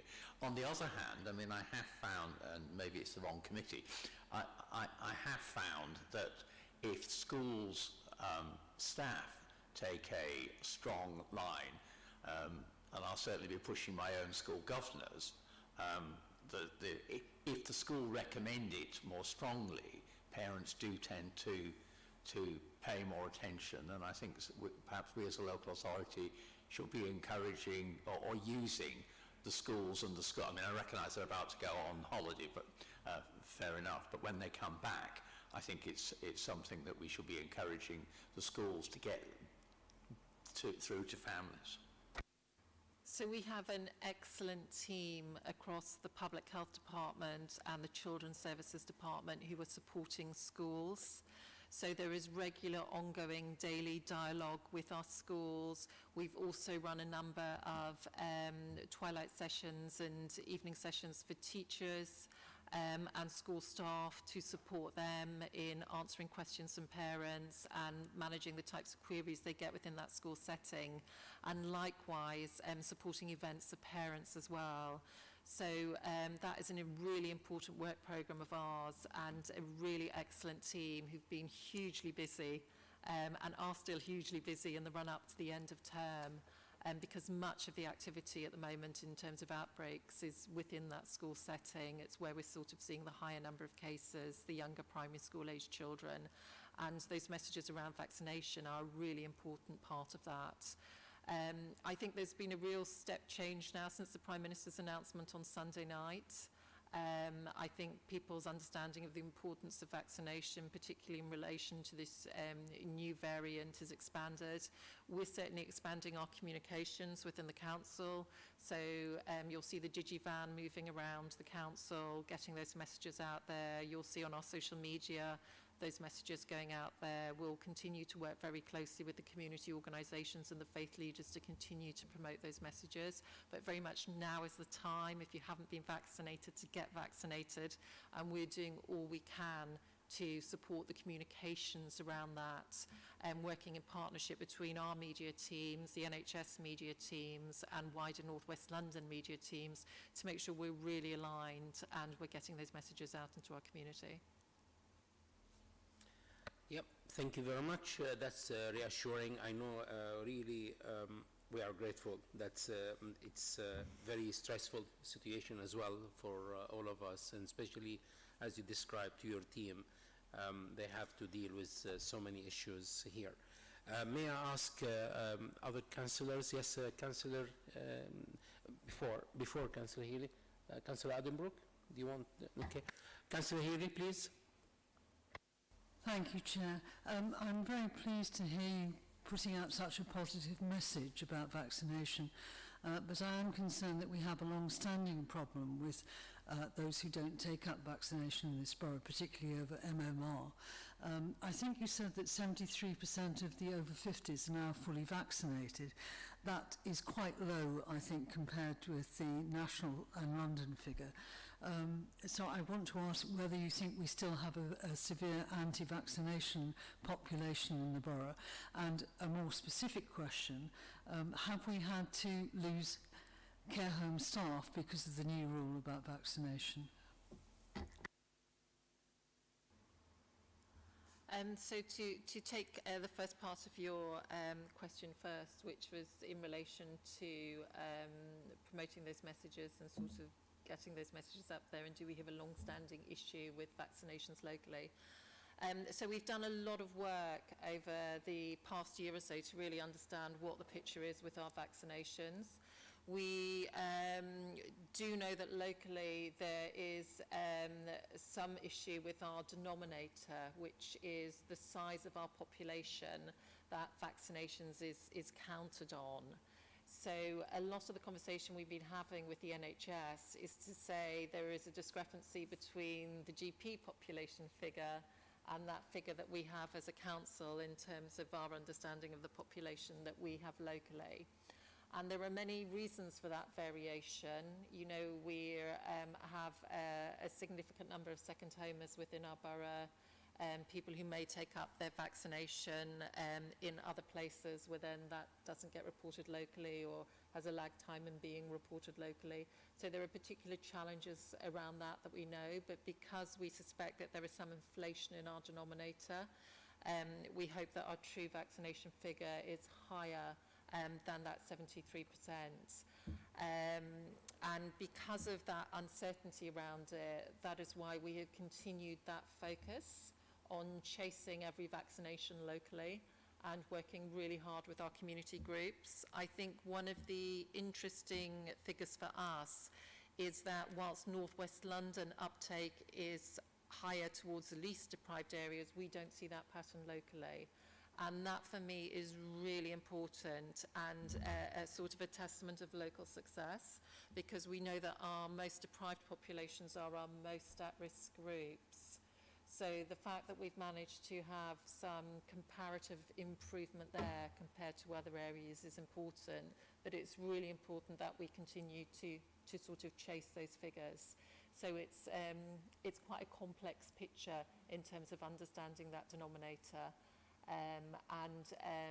At this particular sort of point in time, it's an ongoing conversation with the NHS as to what we can do to get a cleaner population figure and as to whether or not that would markedly improve our vaccination rate. But we have a lot of the complexities of being in a London borough and an affluent borough with a very diverse population, which causes challenges to that figure. Could you also Your answer question the around question care about care home staff? So we have worked really closely with our care homes in terms of vaccinations, and it is an important priority for us. I'm going to ask my colleague Gareth if he would like to comment in a bit more detail on care home vaccinations, because he has a particular lead in that area. Thank you, Anna. And I think the question was in particular around the effect of the mandate on staff in care homes and the being able to maintain staffing levels. And one of the, to start by saying we have lost a small number of staff because of the mandate in care homes, but it's a small number. And I would say across all of the care homes in Kensington and Chelsea, it's less than a dozen. One of the reasons why we have had less concern about that in the short term is that we've been able to distribute the government's workforce recruitment and retention fund to our care homes and previous instances of that type of grant funding, which meant that in the lead up to the mandate, as well as providing support and advice and assistance to care homes to get people vaccinated, they were also able to use that funding in the short term to slightly overstaff, and to overstaff through permanent recruitment as well, anticipating some loss. So they've been able to net off and add a consistent level of staffing that has meant that they've been able to maintain that safety. That's worked well up until this date, and indeed when Councillor Kamali and I visited a number of care homes several months ago, that was a consistent story across different settings in the borough. When that mandate extends at the end of March to the home care sector and to the wider health and social care sector, that will become more of a challenge, I think. Helpfully, we've got further funding coming through to support recruitment and retention, but we are up against those challenges in other sectors as well, where there is strong competition from retail and hospitality, for example, for jobs. But for the moment, we've lost some staff, but it's been able to be balanced out. Okay, thank you very much, and I'm sorry to hear that. I'm sure this is going to have an impact, isn't it, on the quality as well as maybe raising the risk. So I hope things will be settling within that provision being provided. Thank you, Gareth. I think we'll conclude this item. Thanks so much for the update. I hope any recommendation, any discussion points being raised, that will be taken into account, and we are really grateful to this your team's work in this difficult time. So you have our full support there. Now we move on to the final item on the agenda, is the budget, and this report is an overview of the public health expenditure and the public health program, which is an overview for the health of our residents in RBKC. May I call Councillor Kamali to introduce the report, and Anna to support and speak on the report for a few minutes, just to highlight. And I take for that matter that report is being read by the committee members as well. So please, Councillor Kamali. Thank you, Chair. I think, frankly, the report sort of speaks for itself, really. It's a presentation of facts and figures. It demonstrates exactly where we do spend our money and some of the mandated services that we have to offer to our residents. I think the challenge that it's highlighting is making sure that we are spending our money not just because it's a grant that's given to us, it's our taxes coming back to the borough, but actually that we spend it on things which are very sort of Kensington and Chelsea specific. We're obviously part of London, but we are quite unique. We've already touched on earlier this evening about the very distorted figures that we base so many of our calculations on, due to myriad numbers of caveats that have to apply with our population. But what this really is showing is that, especially around things like life expectancy and mortality, there's clearly a stark differential. Personally, I would like to challenge that, because I think it may well also demonstrate an issue with the data that we collect. I find it extraordinary that a boy born one side of a street would live 20 years less than somebody born the other side of the street, and it strikes me more that we're using the age of death rather than the life expectancy of a resident that spends their entire lifetime in the borough, which is obviously impacted upon by where they've spent the majority of their lifetimes. Unless you spend all 94 years in Kensington and Chelsea, of course you will have other health factors which will come into play. So that's something I'm very keen that we bottom out, because it's very easy to just say there's a disparity. It's actually trying to analyse where that disparity is coming from, and then what we're planning to do to address it. The figures and funding themselves, I think they're very helpful. It shows that we are an efficient, good service, reasonable spend borough. We're prioritising the areas which our residents find most important. Of course, a number of these things are mandated from government, but there's a methodology in the mandate, let's say. How do we go about things, especially around issues such as substance misuse? The peer-to-peer support networks is very different from a sort of a virtual Zoom class that one could offer. So it's working out exactly what works for Kensington and Chelsea residents. Really, it's here today to sort of demonstrate that there is still pressures within public health. Obviously, we've had a little bit of cash injection to deal with COVID, but what I'm very keen for us to take away and for the committee to continue to explore is that public health is more than COVID. It's obviously the thing we spent a good portion of tonight talking about, and it's what the government has been spending so much time on. But fundamentally, if we're going to change these issues such as life expectancy, inequality, smoking, obesity, childhood immunisation, these are where we need to be focusing on, and this is why we need to have a fully funded plan for that. There'll be a paper coming forward in the new year about how we're sort of restarting the way we look at public health, or sort of from the ground up once more.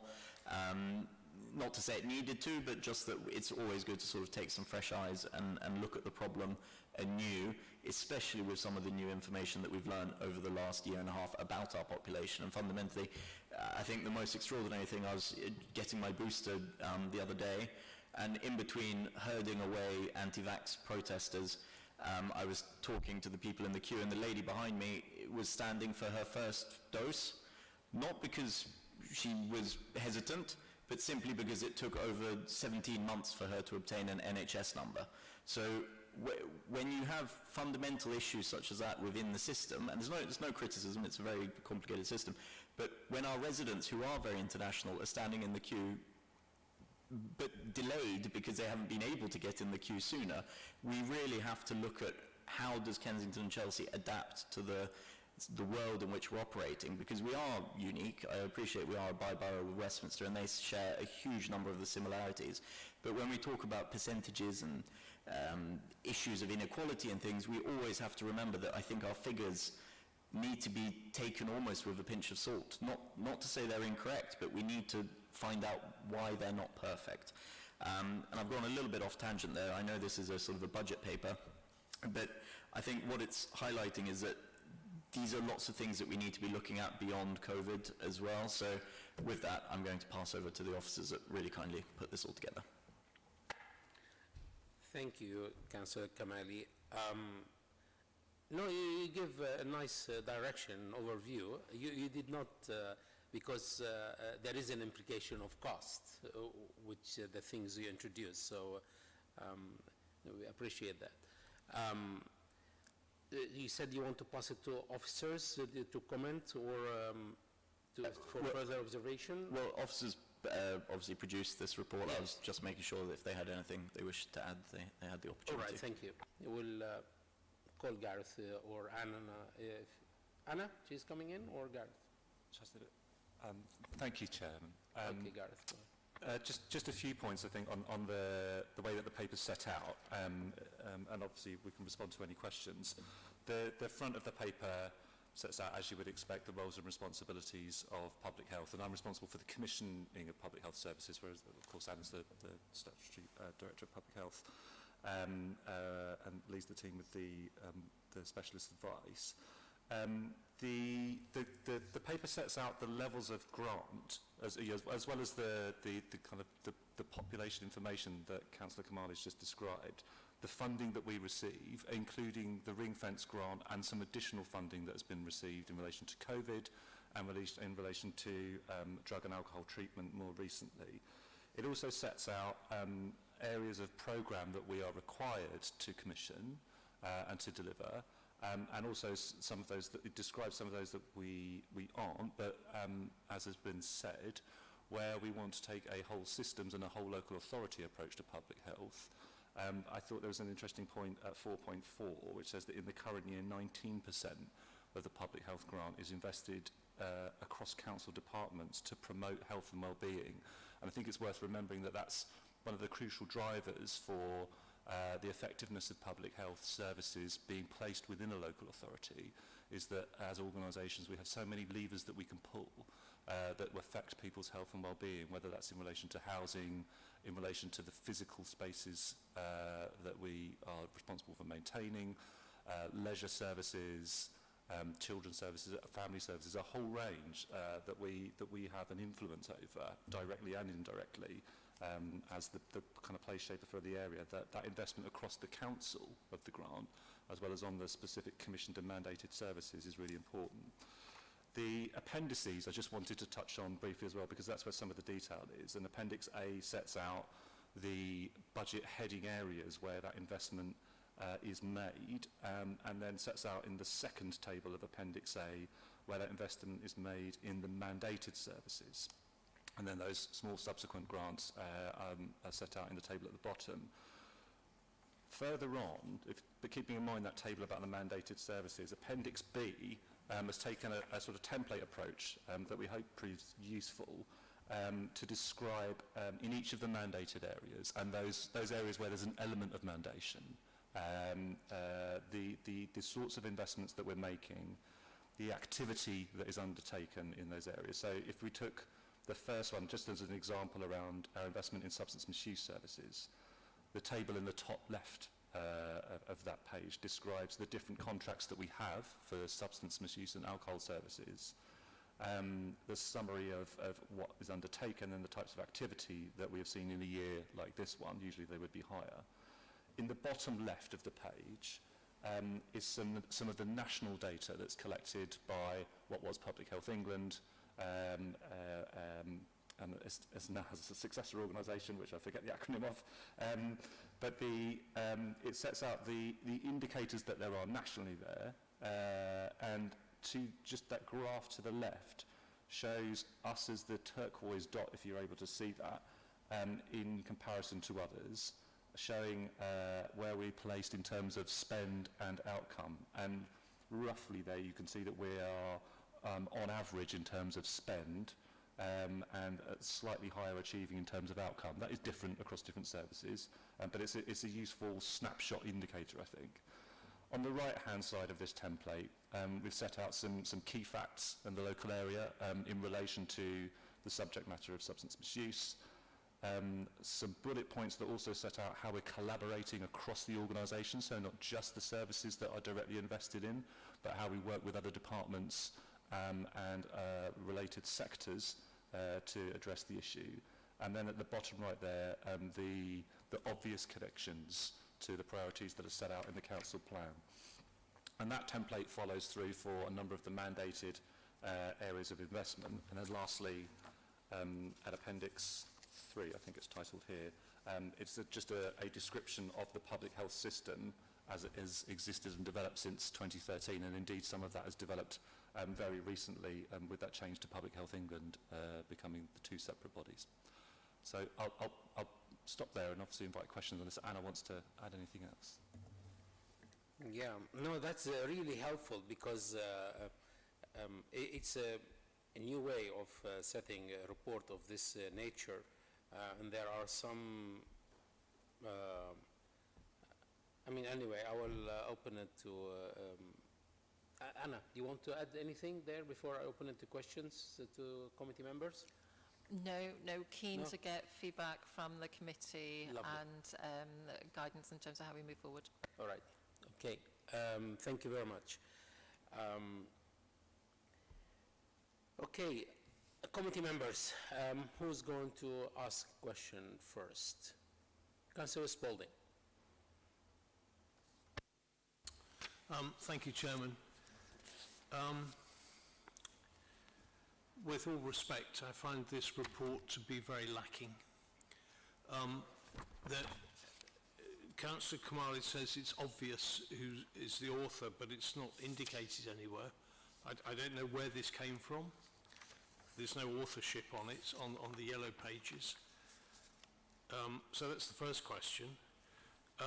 And then particularly, it's a budget, yeah, okay. So it talks about spending the money, and it talks about organisation, and it talks about the bureaucracy, and it talks about all the sort of inward-facing things. There's very little meat in terms of what they're trying to achieve, or statistics, or key performance indicators, or anything like that. I mean, I'm particularly interested in Appendix B, because this severely affects my residents, and it affects the residents of other wards. So I will concentrate on that if I may, Chairman. This is my chance to make my point about substance misuse, reducing harm on residents, their families and society as a whole. This is critical in my ward. There's some key facts there, but they're borough-wide, about 4,000 drinking at harmful levels, 3,500 dependent on drugs, 1,500 use opiates. It would be very useful to me if I could get those figures broken down by ward. I don't know if this is agglomerated figures, so the broken down figures are readily available. If it takes a huge amount of work and there's not very much that comes out of it, okay, I'll concede that. But if it could be broken down by ward, it would be very useful because we'd know where to concentrate. I just look at the first line, Drug and Alcohol Wellbeing Service. It says we've got 4,500 or 4,300 drinking at harmful levels. We've got 3,500 dependent on drugs. So if we just took the drugs alone, that first row, we're spending £2 million on 3,600 people.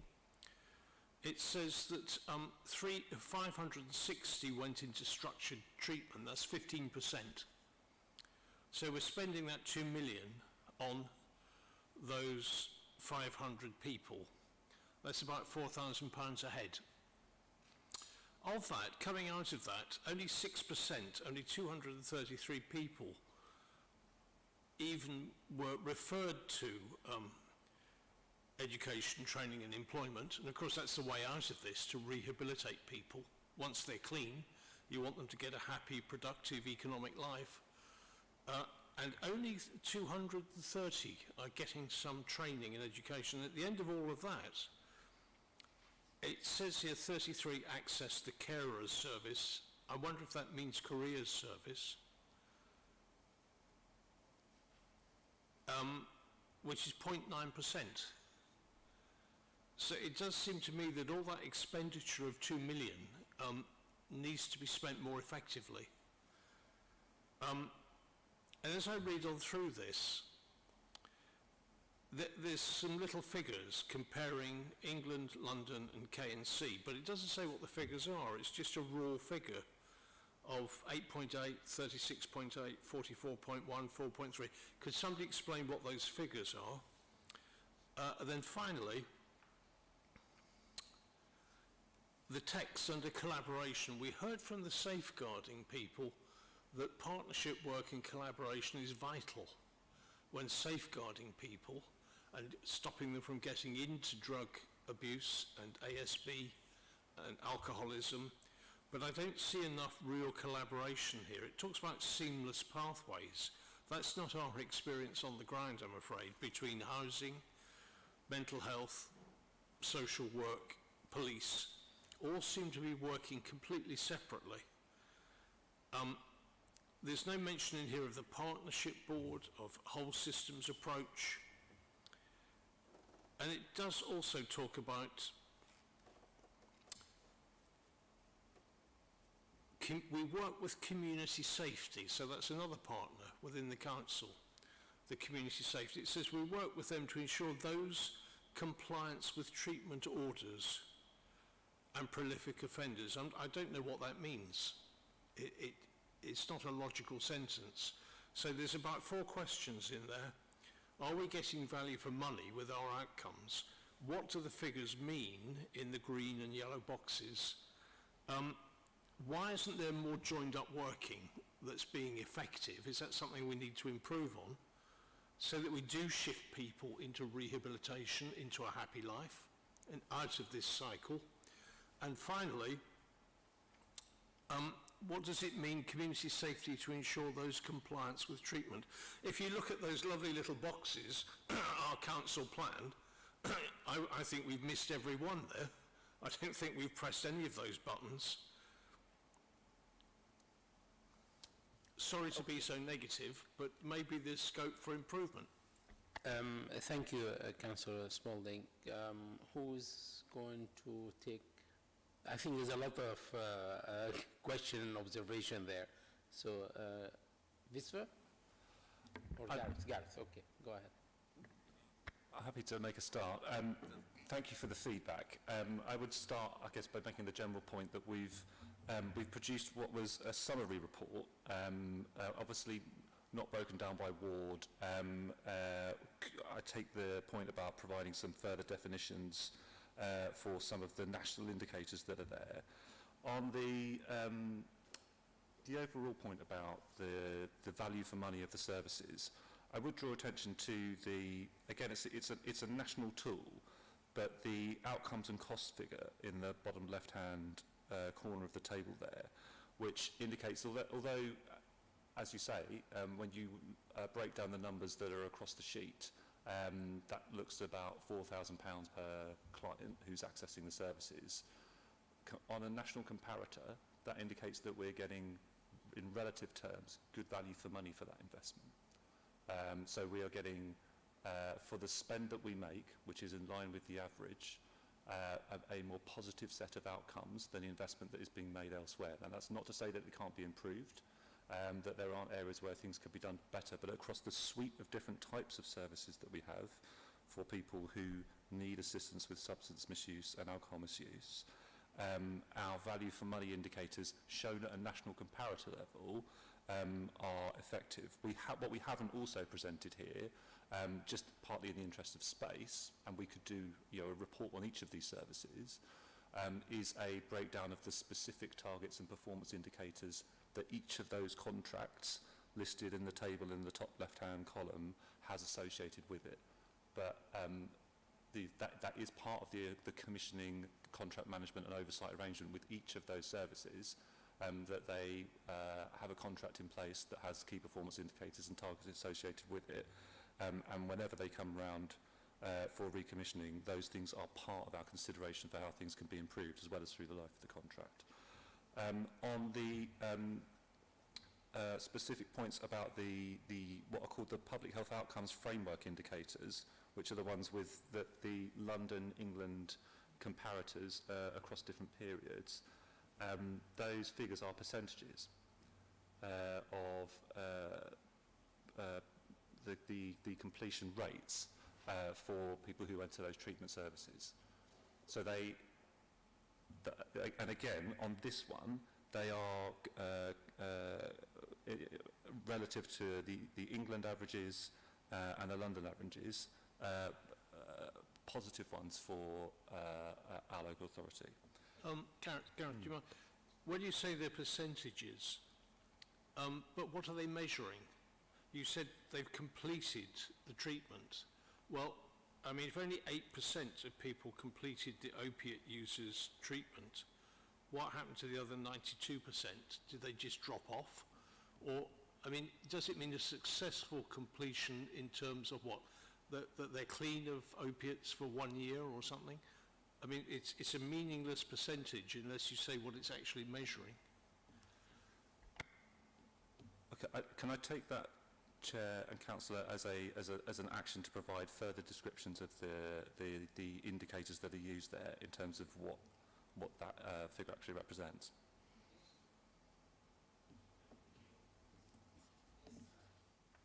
Anna, please.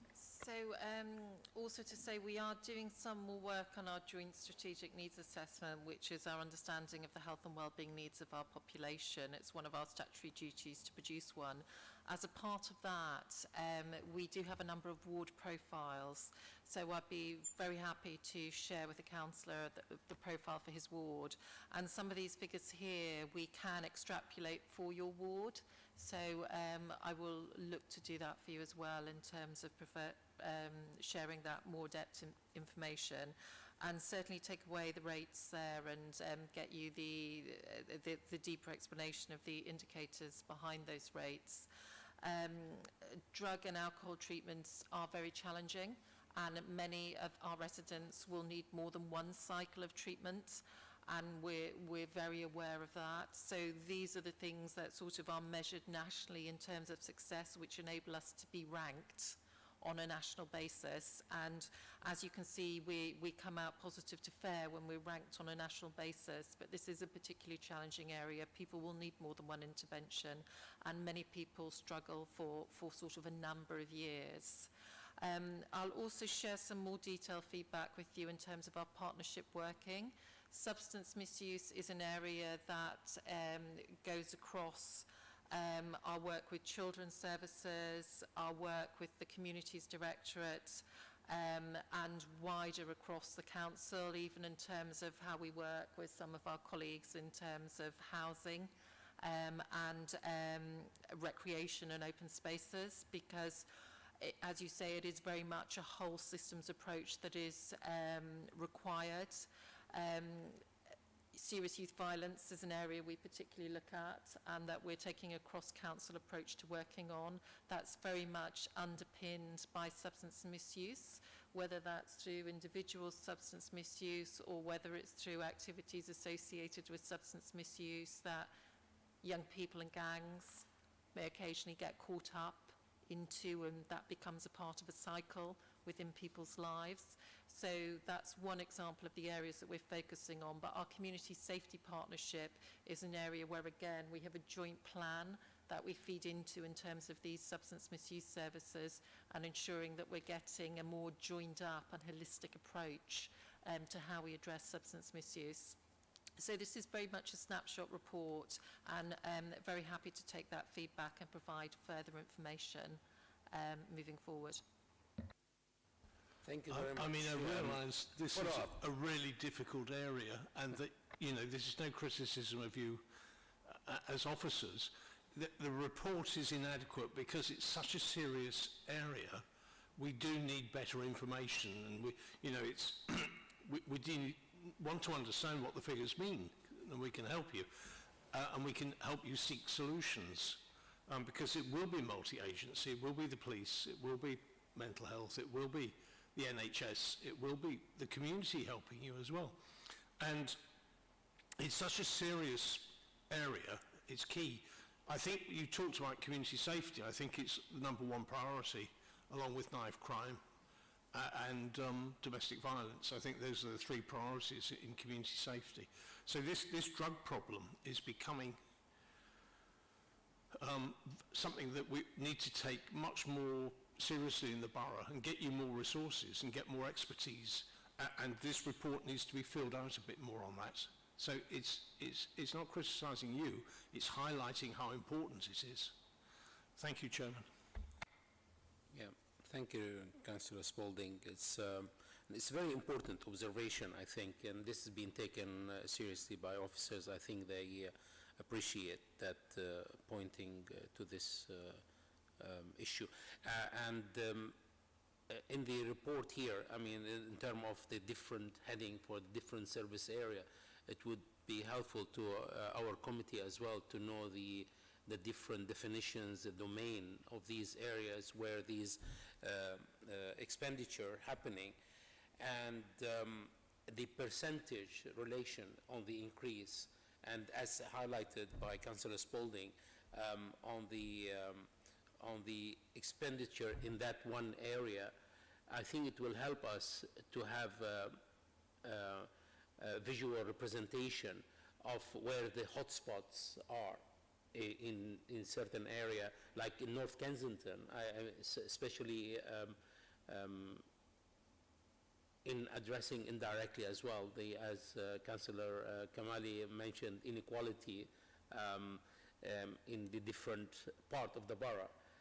When you are having this detailed analysis, focusing on different wards, I think this will help both of us to be on the same page of understanding how we can target the different expenditure for that particular area. I think Councillor Kamali want to come in, then Anna. Thank you, Chair. It's really, I think it's a really helpful point, Councillor Spalding. I suppose with any such document with budgets, you can get lost in the detail, and we could of course have published sort of absolutely every single contract, all the KPIs that go with it, which obviously underpin all of this. But I think you touched upon a really important point, which is exactly why we are looking at public health from the ground up again, which is where should we be prioritising our spending? You know, it's very good to see that we are, middle spend, good outcome, but perhaps we need to sort of decide within, as a council, do we actually want to be spending more, for instance, on substance misuse, knowing that the trade-off of that is that the grant only goes so far, and that there will have to be some changes in some of our other contract provisions. So I think also the other point you really raised, which was really interesting, is the joint working, and that's exactly what the purpose of that paper is to actually look across the council so that efficiencies from public health actually derive efficiencies in all the other sectors as well. You know, there's absolutely no point us scrapping substance misuse. Obviously it's mandated, but for instance scrapping it, because all that's going to do is push more pressure onto the police, onto our community wardens, and onto residents in the area. So there is that balancing act, and I think something for us as leadership and as the council is to really decide where we want to see those, how should I say, the scales weighted, for instance, and that's exactly what the follow-up paper will be. And I do appreciate this could perhaps have reams more pages attached to it, but I think it provided a really helpful overview of exactly where the big spend is going. I think Anna, she wants to come in. So all I was going to add is that I'm very conscious that what we tried to do here was to condense as much as possible spend and outcome information for the committee. But there's a lot of interest that I'm seeing here around substance misuse, and it might be the committee would like the opportunity to scrutinise our substance misuse strategy moving forward. So there would be an opportunity to bring a much more detailed report on substance misuse to this group, looking at our overall strategy, that kind of collaborative, kind of cross-council working, and then we can go into somewhat more detail in terms of sharing that strategy with you and the impact of that strategy. Yeah, thank you, Anna. I think we were really missing, as you said. I mean, we appreciate that you are giving us an overall view of the budget, and then you are giving us now more area to focus on specifically within that budget domain. So I think the committee will take that on board, definitely, and we'll take it on, yeah, as you said. Yeah, thank you. Well, I think it's appropriate. Councillor Atkinson, please. Thank you. My question follows on directly from what the lead member was saying, and I don't want to start sounding like Councillor Mason, but I do remember 15 or 20 years ago when education was taken off local authorities. The agreement, the quid pro quo, was that local authorities would be given public health in exchange. And at the time, I think there was great delight because it was associated with the NHS, and at the time, the then government was pouring lots of money into the NHS. So it seemed to be a good, a useful bargain that we would get areas of real importance to our residents, and someone else would pay for it, which is exactly what this council likes. But unfortunately, that didn't happen, did it? That actually the amount of money that generally has been put into public health hasn't just hasn't happened. And I'm personally very pleased to see that we've now got a vigorous new lead member who is going to fight for those budgets, and it's about time that we did, because a bit like Councillor Spalding, I have seen lots of money being spent in various pockets, and I never have been convinced we got value for money for it. So I suppose my question is, it seems to me also that the money that we get, so much of it is prescribed by central government. So actually we were sold a pop that we are allowed to administer public health, but we're not allowed to prioritise or to adapt for our own local means. And then, as I say, I mean, it is a serious suggestion. I do think that we need to fight more vigorously, because as Councillor Spalding says, that the deficiencies of public health end up causing lots of misery for residents right across the borough, and wasting money. That if we can do more in tackling public health, further down the chain, economies can be made. But unfortunately, without the money and without the priority for public health, it just hasn't happened. Thank you. Councillor Kamali, do you want to come in? Thank you, Chair, and thank you, Councillor Atkinson. I think actually a really succinct example of how we can do this better, let's say, is actually in our Healthy Children's health screening. So in the sort of the 0 to 5 program, we obviously have a prescribed, as you say, series of government mandated objectives that we have to hit. But what we found, being unique and being Kensington and Chelsea, is that a large number of our mothers are actually more capable of sort of carrying out some of those checks virtually, going through Zoom, meaning that we're able to prioritize more on the mothers that need more help, rather than offering a identical service to every single new mother in the borough. We're actually able to focus and tip those scales into the inequalities issue that we talk about so much. So, you know, we need to leverage the known disparities within health and within economic wealth and such like within the borough, such that we can focus more where the need is greatest. And I think we're in a unique situation here where other boroughs would perhaps not be, to be able to make those sorts of changes. So you know, I know Gareth has obviously worked through that commissioning program, but this is what we need to do for all of our contracts. We need to look at them anew, look at what the bare minimum is that government makes us do, and then decide who are we going to do the most to, effectively, to make sure that they get the best service, whilst acknowledging that it will come at the expense of others who may actually already have the means to facilitate that themselves. So I think there's a lot of work that we can do around the obesity issue. You know, we obviously have a large number of residents that are already members of gyms. It means we can spend more of our grant on those that don't have access to those sorts of things. And over the summer we saw a large number of events put on across the borough. It was obviously the lull before the COVID storm came back, but we were putting on, you know, cricket, football, lots of events to just get people active again. And I think that's sort of what we want to accomplish going forwards, is actually really bottoming out what we have to do and then what we can do. Thank you. I think that's very satisfactory forward action, Councillor Kamali, and we really appreciate that. Any other question, Councillor Adelberg? No, but I just wanted, are people taking up their health checks now? So I don't have the health check figure to hand, but yes, we're back at the activities that we were pre-COVID with NHS health checks, and we also put further investment into NHS health checks as a part of COVID recovery, because we really wanted to make sure that we were reaching the people who'd got the greatest capacity to benefit. So that's been a program that we've been running across our patch for the last 6 months or so, which has really helped improve our uptake as well.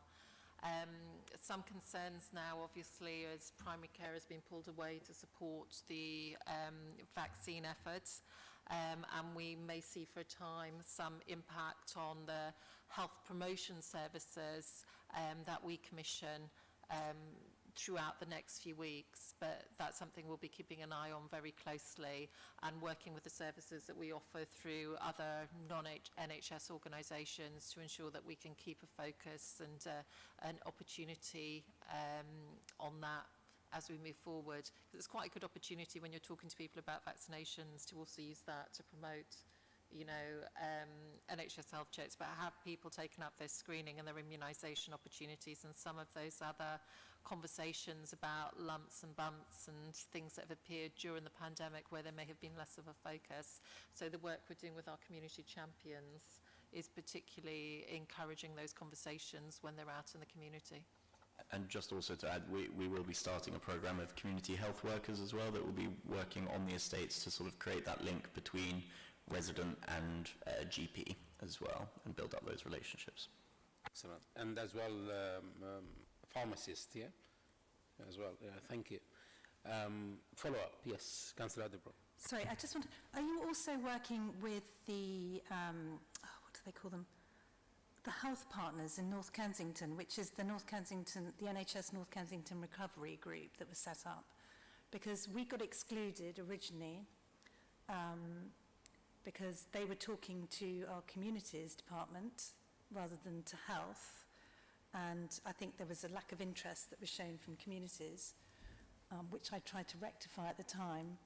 But I don't know whether, you know, what's happened since, because, you know, they had everybody in the room: the Pepper Potts, Dalgano Trust, the CCG, the GPs. Yeah, everybody was in the room, and the only person that wasn't there was the council. And even the Lancaster West Residents Association said, "Where are the council?" So, you know, if you could just check what's going on with that, because I think it's quite a useful tool. So let me take that away and feedback to you, Councillor. Thank you. I am conscious of time. Any more questions? Yes, Christine, please. And just briefly, I mean, can you update us on how you're working with primary care and the primary care networks who now have some responsibility for population health? Sorry, it was a question, are we or how will we?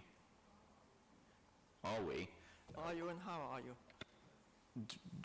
Sorry, in exactly sort of what context, sorry? That if we're looking at total local level, the primary care networks, which are fairly new, now have, as part of their remit, a responsibility for, at local level, assessing population health, which I think overlaps with what you do in the Joint Strategic Needs Assessment, and I just wondered what steps were being taken to get collaboration going there.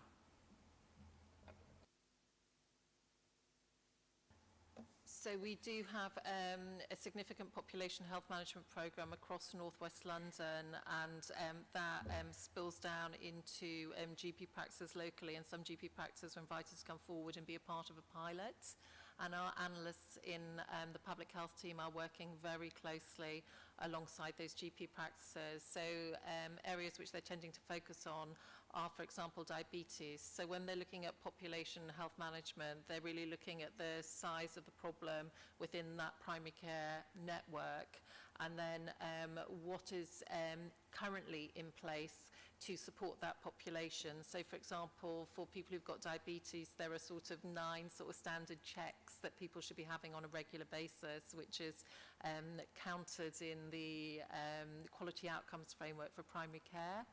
So a lot of the focus is on really the healthcare management of those long-term conditions and those long-term illnesses, and are we able to follow through to ensure that those checks are taking place and that people are supported to manage their condition really proactively within the community.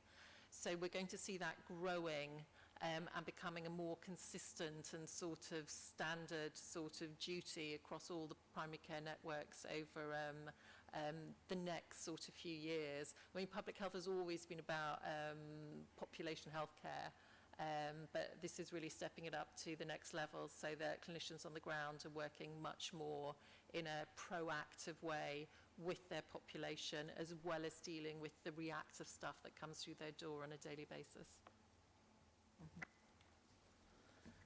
Thank you, Christine. Thanks, Anna, for that answer. Any other member of the committee? Yes?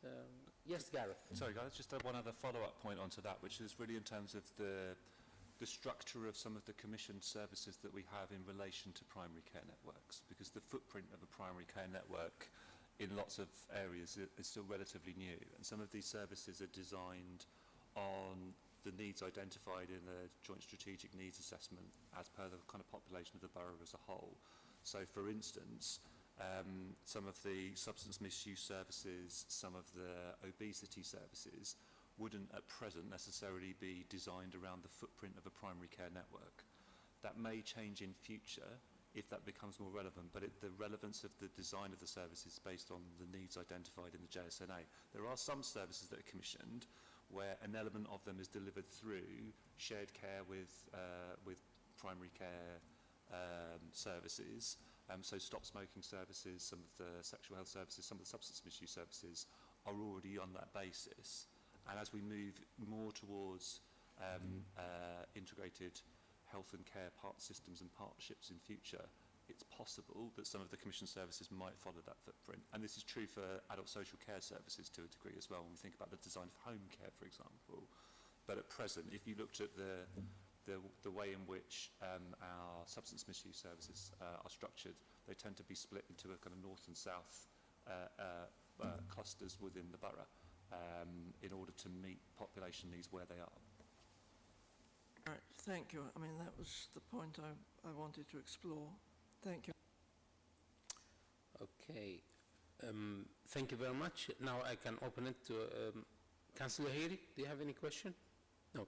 All right. So I can conclude this item here. Thank you very much, Councillor Kamali, Anna, Gareth and Fiswa for joining us tonight and answering the committee queries, and hopefully the comments, everything being discussed will be taken on board, and hopefully we'll have a safe time leading to Christmas in the new year. So thank you very much for being with us tonight. Councillor Atkinson. Chair, I see the lead member is getting ready to leave. Yes, we finished the item. But I did correspond with you earlier on. I would like, if we can, have a brief verbal update from the lead member on a couple of questions that I had of previous things, and I think the lead member has seen the areas I'm interested in. Very briefly, I would like to know if we have any information on the future of the hospice at St Charles Hospital, or are we just assuming that that's been lost? My second question is about the Brompton Hospital. Are we satisfied that the services which we were told were going to be retained at Brompton Hospital for the foreseeable future are being retained? Because my information is that things started to close down immediately after the decision was taken. And thirdly, there is concern in the community about US private company taking over GP practices in the borough, and I would like to know, does the borough have a policy on this? Does the council share the concern of many residents? If I can have answers to those questions through you, Chair, I'd be most grateful. Thank you, Councillor Atkinson. I think this meeting is about budget. It's unfair to have answers now. Can we have answers? I'm sorry, Chair, I get every indication that the Cabinet member is here and is prepared to give those answers. I think I raised this email has been sent, the questions I replied as a chair, and we have a few issues. This time now is So, Chair, you're not prepared to have my questions answered? We'll have it. We'll have the reply in writing, in fairness to the committee in full. I could have had that 3 weeks ago. I'm happy to... Chair, the Cabinet member is here. But this meeting is about the budget, is about what's... we normally have an item for lead member update, and I think I indicated that in my email. It's not... I will give it at the discretion of the lead member. If you can give 5 minutes, if possible, on any of the item. I know it's unfair because I don't think you prepared for that. If you prepare, fine. But 5 minutes, no more, please. Thank you, Chair, and thank you, Councillor Atkinson. To sort of start at the bottom up, yes, I am aware. Obviously, as a sort of a private enterprise, GPs, PCNs are able to be sold. I'm aware that one such network has been sold to what is sort of nominally owned by an American company, albeit through a UK subsidiary.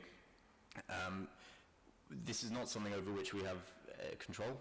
These are independent businesses that are being sold. What's important to us is to make sure that they still deliver good quality care for our residents, and that's where we're able to scrutinise them properly and to make sure that we are interrogating their figures, not just on their GP list, but actually on their, as mentioned earlier, population monitoring, but also on the service that they're providing to residents. And I think there's also a role there for this, the CQC to look into, to make sure that they are operating well. And fundamentally, I think most people wouldn't know who does own their GPs, but yes, when it is brought up, of course there is hesitation, and I fully appreciate that residents want to know that this isn't part of some sort of sale to overseas, and that they should stay local, because your GP is something that is so very local to you.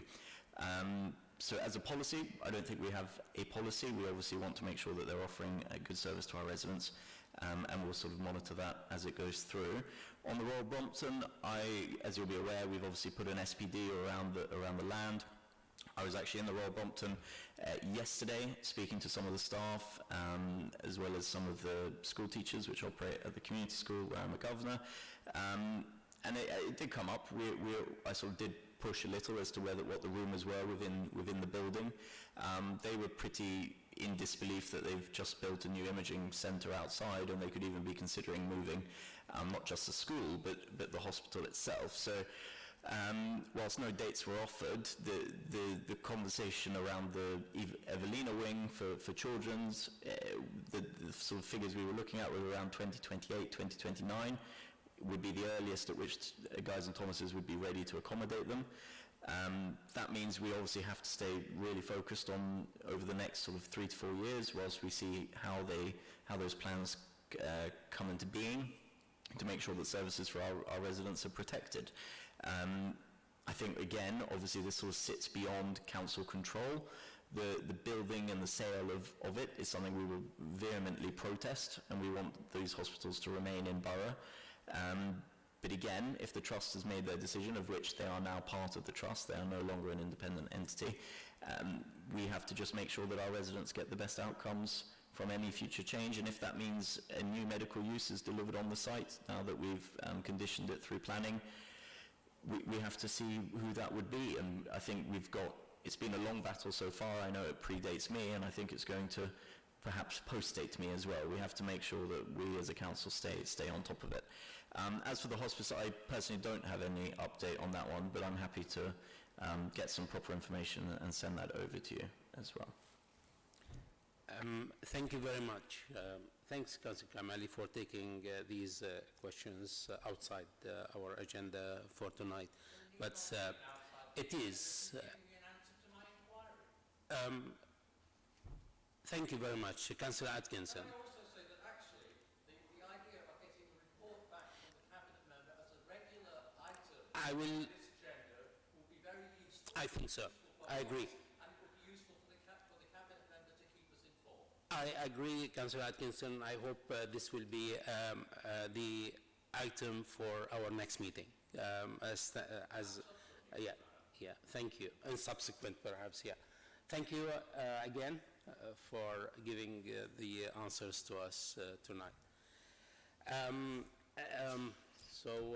We are coming to the final item on the Select Committee Work Program. So I will call for James Diamond to update us and speak on the item, please.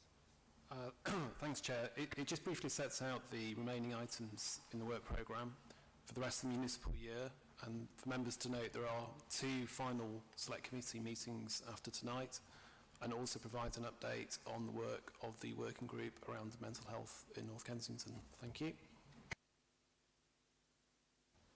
Okay. I will... there is no more any other items, any urgent matters need to raise? Yes, Councillor Spalding, please. Just a very quick one for 2 minutes. In the future work programme, Chairman, something's arisen. Because of COVID, I've become aware that lots of elderly people and people who don't have private transport need to get to testing, need to get to vaccination centres, Violet Melchett, Chelsea Town Hall, Marsden, Brompton, Chelsea Westminster. They need to come to the Town Hall, they need to go to St Charles, and it's quite difficult because we don't have a sort of bus route that goes north-south. We've got lots of east-west bus routes, but we don't have one. Also Elmenor, also the college, all these places are used for health purposes, and at public transport we looked into this, and I've discovered that community transport, yes, we've got Westway transport and people can book taxis or book minibuses, but we don't have a public service that covers all these vital places in the borough and links north to south, which are very isolated. And I wonder if we could investigate the possibility of having a community bus service. It's not a matter for the council. It goes to a national commissioner for community bus services, and a kind of electric shuttle bus that links a lot of these places. Especially if having vaccinations and testing is going to become the new normal for us every year. What's made it particularly acute is the ULEZ. So a lot of the most vulnerable and poorest people, and people with blue badges, for instance, are not exempt from paying the ULEZ charge. We're fighting this in County Hall, City Hall, but those blue badge holders, if they've got an older non-compliant vehicle, they're going to be really hit hard by this. So I think it's an equalities issue. We reckon there's 6,000 people, 6,000 cars in the borough that are hit by the ULEZ charge, and most of them, because they're non-compliant, they're older cars, so they're owned by people who've got the least financial resource. So they could use a public service. It gets carbon vehicles off the road as well. It gets more use of electric vehicles and public transport. So it actually ticks a lot of boxes. But fundamentally, I think it's an equalities issue. And I think elderly, vulnerable, and people with less money need some sort of transport service. How it's done, it might not be a community bus service. It might be we expand the taxi service, because, believe it or not, that's more cost effective apparently if you have small numbers. But the numbers are growing. So there'll be a point when the taxi service is better given as a community bus service. And I would like us to look into that for future meetings. Yeah, I think it's a valid point addressing inequality here and for accessibility to public health areas. Yeah. So we can take this one on board and we'll investigate if it can be incorporated in the work program. So let's have a preliminary talk with the appropriate department first. Yeah, I think it's worth it. Thank you so much, Councillor Spalding, for bringing it up. And thank you, Councillor Atkinson, for your assistance on these important issues. But hopefully we'll get the full answer as well, and keeping an eye on what's happening in our boroughs on these issues. Chair, sorry. Thank you. As an action, then we'll make an inquiry about Councillor Spalding's point about community transport with the department. Yeah, thank you. This is a preliminary investigation, and then we can take it further as an action point for further scrutiny. Thank you so much for bringing it up. Thank you, committee members. Thank you, James and Yasmin, for being patient and for all your support, and Councillor Spalding for Councillor Addenbrook for helping initially, and to Tom patiently helping us to have an effective meeting, for all your patience with us, and your support is really and greatly appreciated. And have a very good evening, and stay safe and keep well. Thank you so much.